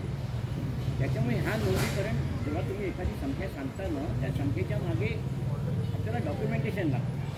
अनेक किल्ल्यांची नावं वेगळी नवीन असतील, त्याला काही वेगळं नाव पण असतील. तर हे जर डॉक्युमेंटेशन रेफरन्सला आता इझिली डिजिटल अवेलेबल आहे तर खूप खूप छान होईल. की तुमचं कौतुकाच्या पेक्षाही ही कामगिरी अतिशय उच्च दर्जाची होईल. कारण माझ्या माहितीप्रमाणे किंवा जी काही पुस्तकं वाचलेत त्याच्यापर्यंत ही मोजकेच किल्ल्यांची नावं येतात. तुम्ही रमेश देसाईंचं पुस्तक वाचलं की नाही मला माहीत नाही, पण फोर्ट्स इन महाराष्ट्र अतिशय सुंदर पुस्तक आहे. ते कमीत काही, कारण ते 65 साली पब्लिश झालेलं पुस्तक आहे, पण भौगोलिकदृष्ट्या लिहिलेलं आहे. छोटंसं त्यांनी त्या दृष्टिकोनातून त्यांनी व्यवस्थित, म्हणजे कोणीही तुम्ही हरीश कापडियाचं तर आहेतच, असं काहीतरी केलं ना तर फार फार त्याची मोलात भर पडेल.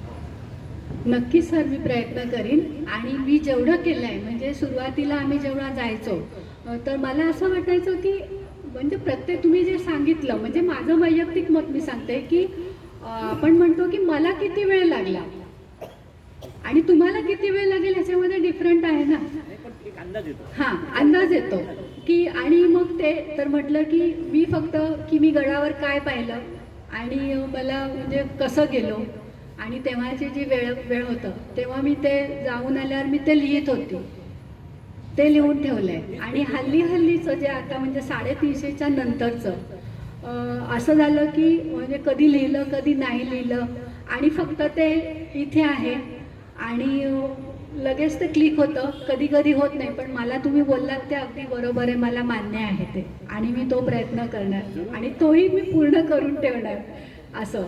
आणि यादी तुम्ही म्हणालात की जशी जशी भटकंती झाली तसं तसं मी नावं लिहून ठेवली आहेत. आणि ह्याच्यामध्ये सांगायचं तात्पर्य की फक्त गडकोटच नाही आहे, म्हणजे या यादीमध्ये गड्याही तेवढ्या महत्त्वाच्या आहेत. आणि तोही अभ्यास एक वेगळाच आहे आणि एक वेगळीच त्याच्यामधनं खूप काही इतिहास आपल्याला कळतो. आणि म्हणजे की म्हणजे त्याचा उल्लेख आहे, त्याचा रेफरन्स आहे, तर तो आपण नोंद ठेवतो, म्हणजे ठेवावा आणि त्यालाही भेट द्यावी. असं नाही की फक्त किल्ले असं नाही आहे. माझ्या भटकंतीमध्ये मी गड्यांचाही समावेश केलेला आहे. आणि जे काय आहे ते नावासाठी नाही, मी प्रामाणिकपणे माझं वैयक्तिक मत हे सांगते की नावासाठी आणि प्रशंसा मिळवण्यासाठी मी काही केलेलं नाही आहे. फक्त मला आनंद या गोष्टीतून मिळाला, मला ह्या गडकोटांनी मला जगणं शिकवलं. माझा हे प्रेरणा आहे ही माझी. कारण एखाद्या व्यक्तीला म्हणजे माझं जे आयुष्य आहे ते खूप खडतर आहे आणि होतं आणि आहे, तर ह्या गडकोटांनीच मला हे बळ दिलेलं आहे.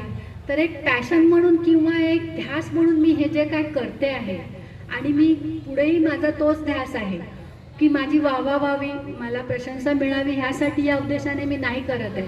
आणि म्हटलं ना की तुम्ही म्हणतात की ते करून ठेवा म्हणून, पण जेव्हा एखाद्या गोष्टीचा आपल्याला निगेटिव्ह पण हे कधी कधी मिळतो तर त्या गोष्टीचा पण त्रास होतो. मग मी माझा आनंद का साजरा करू नये, मला असं कधी कधी वाटतं. मी नोंदी ठेवल्या आहेत, कोणी मागितलं तर मी त्याला देतेही, नाही म्हणत नाही कोणाला. कुठल्या सगळ्या गोष्टी मला मान्य आहेत. मी कोणाला टीका करत नाही आहे. मी माझा आनंद साजरा करते आणि माझा म्हणजे जे काय मिळालं आहे ही नाती आणि ही प्रशंसा आणि हा ध्यास आणि जगण्याचा उद्देश मला या गडकोटांनीच दिलेला आहे. आणि म्हणूनच मी आज तुमच्या सगळ्यांसोबत आहे. वा, म्हणजे इथे आता असं सांगावंसं वाटतंय की आपले आयोजक जे आहेत तर त्यांनी हमीदा खानला प्रत्यक्ष कधी बघितलंही नव्हतं. हमीदाची आणि त्यांची ओळखही नव्हती आणि तरीही आज हा तिचा जो ध्यास आहे किंवा तिने जो हा गडदुर्ग भ्रमंतीचा तिच्या मनातली जी काही एक प्रचंड अशी जिज्ञासा म्हणता येईल सरांच्या शब्दात सांगायचं झालं तर, किंवा ती जी एक इच्छा तिच्या मनातली जी आहे आणि त्याच्यामुळे आज तिला सरांनी, आमच्या अजय नाईक सरांनी तिला शोधून काढलं आणि तिला आज आपल्या ठाणेकरांसाठी इथे बोलावलं आणि तिला आपण इथे बोलतं करतोय, हे आपलं सगळ्यांचं खरंच भाग्य आहे. हमीदा, आजचा हा कार्यक्रम अतिशय रंगत चाललाय, पण शेवटी वेळेचं भान ठेवून, कारण वेळ सांभाळणं फार महत्वाचं असतं.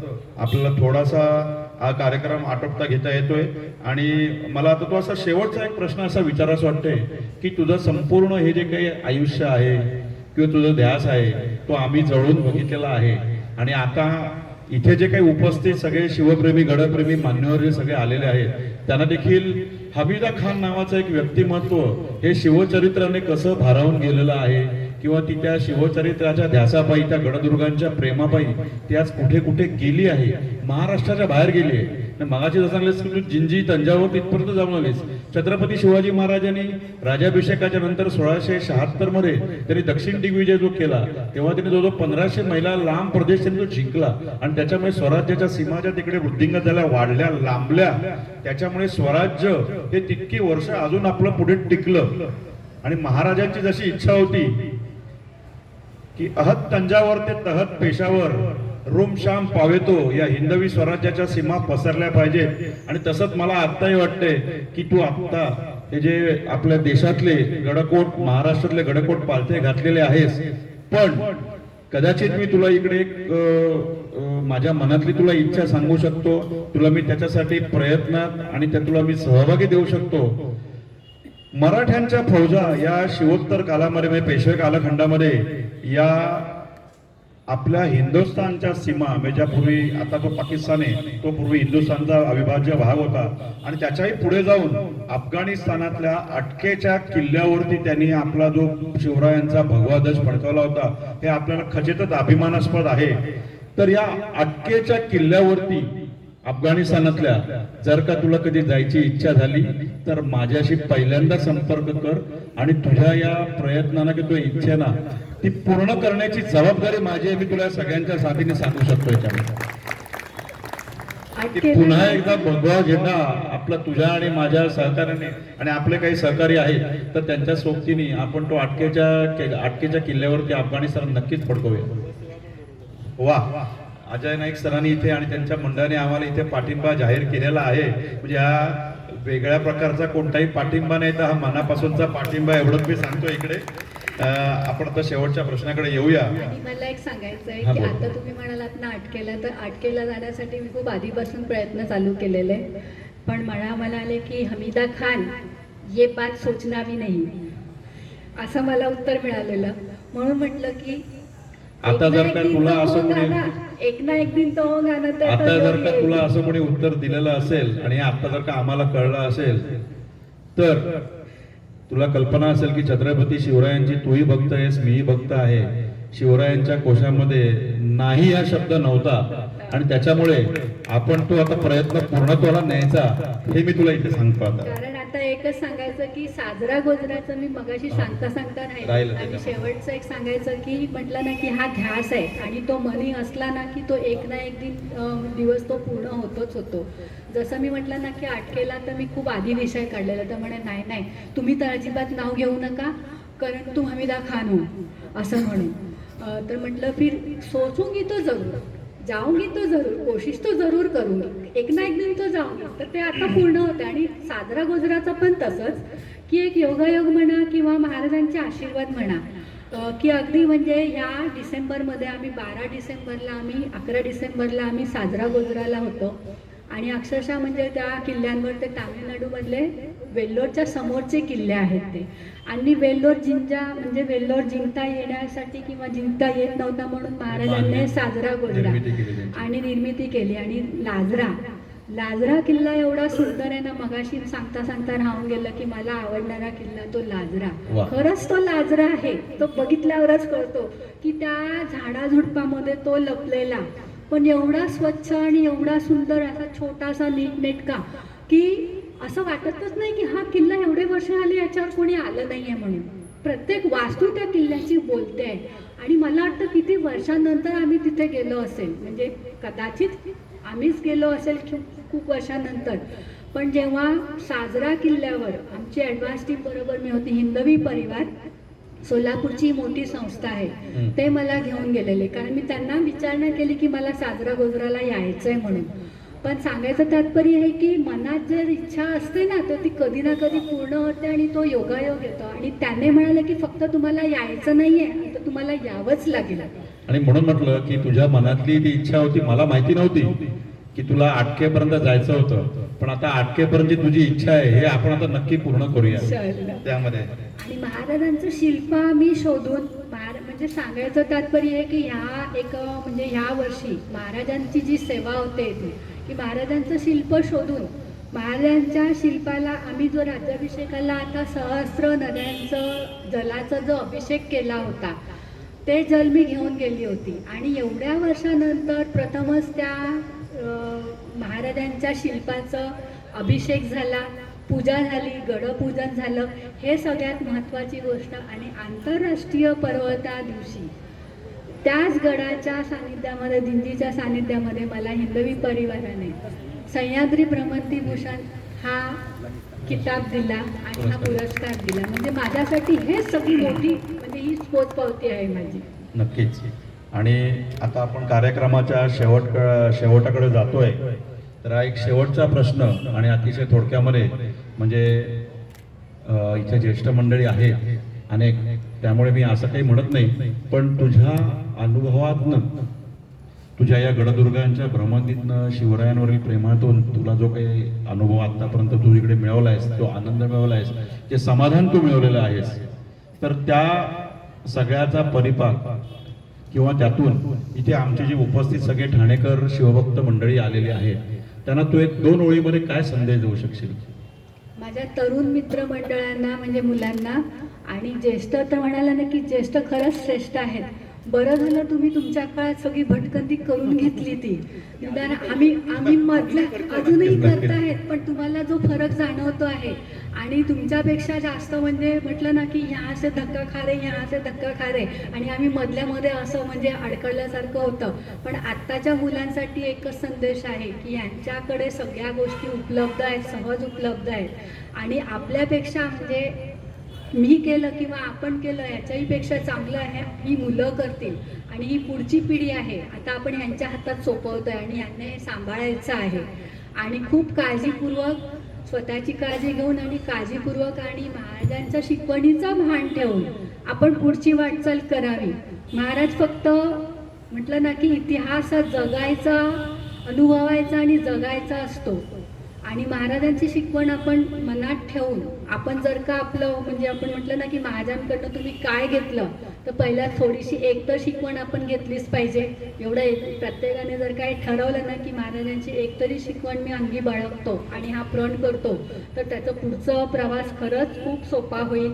आणि सगळ्यांना भटकंती करणाऱ्यांना आणि आता जे ज्येष्ठ भटकंती अजूनही करतात आहे त्यांच्यासोबत आम्हाला भटकंती करता यावी किंवा त्यांच्याकडनं आम्हाला खूप अजून काही शिकता यावं, ही तर माझी तर इच्छा आहे की त्यांच्याकडनं आम्हाला काही शिकता यावं. आणि आम्ही तुमच्याकडे आता आम्ही सोपवत आहे की पुढच्या पिढीला आपल्याला गडगोटांचं संवर्धन व्हायला पाहिजे. तर आपल्या मुलांना आपण जेव्हा आज तुम्ही तुमच्या मुलांना गडकोट दाखवणार, तेव्हा ते गडकोट तोपर्यंत शाबूत राहावेत.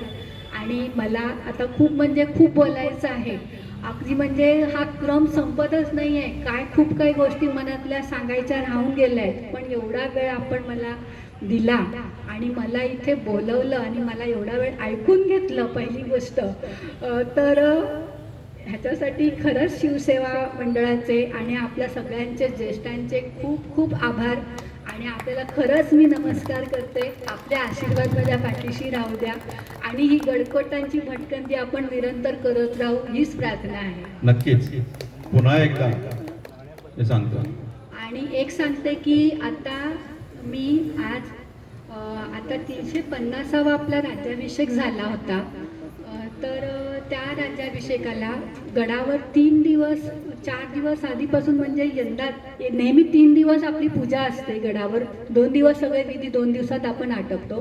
पण यंदा 350वा म्हणून विशेष सगळे ज्या महाराजांचे 350 म्हणजे वर्षापूर्वी रायगडावर आणि राजदरबारामध्ये त्याच सदरेवर म्हणजे त्याच जागेवर त्या सगळ्या यज्ञ आणि ते सगळी पूजा संपन्न झाली.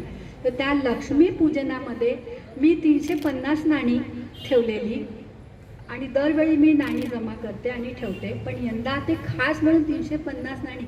आता महाराजांना सुवर्णहोणांचा अभिषेक झाला होता, आपण सुवर्णहोण नाही पण मी 1 रुपयाचे कॉईन मी ठेवलेले आणि त्या लक्ष्मी पूजनामध्ये ती नाणी पूजा विधिवत सगळी पूजा करून ती नाणी अभिमंत्रित करून राज्याभिषेकाच्या दिवशी सकाळी महाराजांना जेव्हा अभिषेक झाला ती महाराजांना अभिषेक केलेली ही नाणी आहेत, ती मी आज महाराजांच्या चरणी इथे पण ठेवली. आणि हा आशीर्वाद शिवसेवा मंडळ आणि ज्यांना लाभ घेता येईल त्यांना मिळावा म्हणून ती नाणी मी इथे आणली आहे. नक्कीच.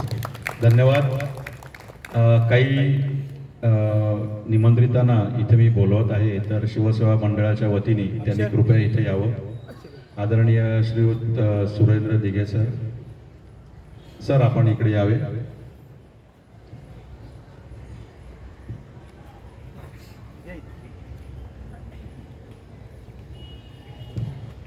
वा.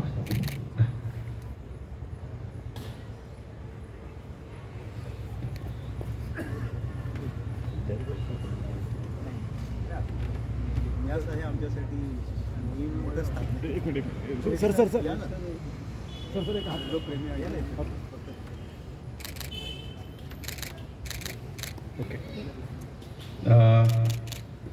इतिहासप्रेमी, शिवप्रेमी, शस्त्रास्त्रप्रेमी, नाणी संग्राहक श्रीयुत प्रकाश कदम त्यांना विनंती करतो त्यांनी इकडे यावं. लाठीकाठीचं प्रशिक्षण देतात आणि त्यांचा खूप मोठा त्यांचा एक व्यासंग आहे आणि अनेक अडचणींवर प्रकाश कदम हे आमचे जुने मित्र हे त्यांना बोलवण्याचा आनंद मिळतोय. हॅलो आणि प्रकाश कदम सरांनीच माझी हमीदाताईंबद्दल मला माहिती दिलेली होती आणि त्या म्हणजे हा योग आज त्यांच्यामुळे घरात जुळून आलेला आहे. धन्यवाद सर. ज्येष्ठ गिर्यारोहक ज्येष्ठ गिर्यारोहक आणि महाराष्ट्र शासनाचा शिवछत्रपती पुरस्कार, मानाचा शिवछत्रपती पुरस्कार ज्यांना प्राप्त झाला आणि या सह्याद्रीतले 125च्या वरती कठीण अवघडशे सुळके ज्यांनी पालथे घातले असे आमचे ज्येष्ठ मित्रवर्य गिर्यारोहक श्री प्रदीप केळकर.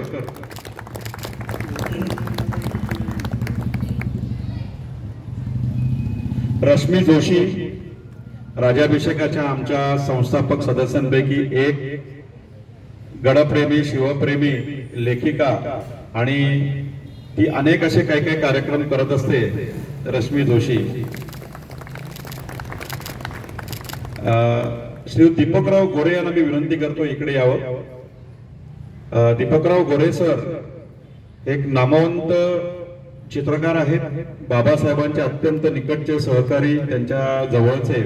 आणि आता नुकताच सिंधुदुर्ग किल्ल्यामध्ये जो नौदलाचा कार्यक्रम झाला ज्याला माननीय पंतप्रधान श्री नरेंद्रजी मोदी उपस्थित होते, तिथे त्यांच्या तैलचित्रांचं प्रदर्शन तिथे भरवलं होतं आणि दस्तूरखुद्द मोदी साहेबांनी त्यांच्या त्या तैलचित्रांचं पाहणी केली त्यांच्याबरोबर आणि त्यांच्याबरोबर चर्चाही केली. असे खूप एक मान्यवर आज इथे आपल्या इथे उपस्थित आहेत. नमस्कार. ही जी पेंटिंग्स आहेत ती छत्रपती शिवाजी महाराजांच्या विविध विजन्सवर आहेत आणि 120 पेंटिंग हे नॅशनल ट्रेजर म्हणून मी डिक्लेअर केलं आहे आणि हे यंग मुलांना आणि प्रेरणादायी होण्यासाठी, एंटरप्रिनर्सना हे प्रोत्साहन होण्यासाठी इंटरनॅशनल म्युझियममध्ये लागण्याची मी विनंती मोदी साहेबांना केली आहे आणि आता बघूया ते काय करतात. श्रीयुत हेमंतजी दामले यांना विनंती करतो. आपले ठाणे ईस्टचेच पूर्व रहिवासी, आता सध्या पश्चिमेला राहतात आणि माझगाव डॉक लिमिटेड याचे रिटायर्ड डायरेक्टर आहेत आणि त्यांच्या अधिपत्याखाली आपल्या देशाच्या संरक्षण विभागाच्या ज्या विनाशिका डिस्ट्रॉय ज्या ब्रिगेड्स म्हणतो त्या बांधल्या जात असायच्या. हेमंतजी दामले. इथे ठाणे महानगरपालिका माजी सभागृह नेते कृष्णा कोळी उपस्थित आहेत, त्यांचाही आपण इथे सत्कार करतोय.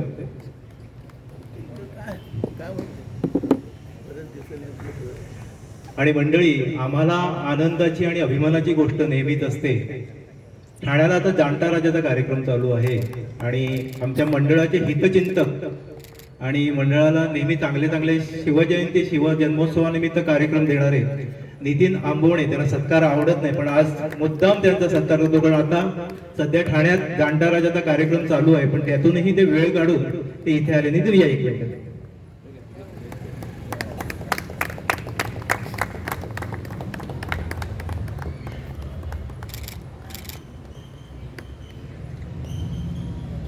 मंडळी, कार्यक्रम कसा झाला किंवा हे शब्द खूप अपुरे आहेत कारण आज शिवसेवा मित्र मंडळाने तेवढे गड किल्ले सर केल्यासारखा अभिमान आम्हाला आहे कारण आमचं व्यासपीठ हे आज या दुर्ग कन्येने गाजवलेलं आहे. तिच्यासाठी जोरदार टाळ्या व्हायला पाहिजे.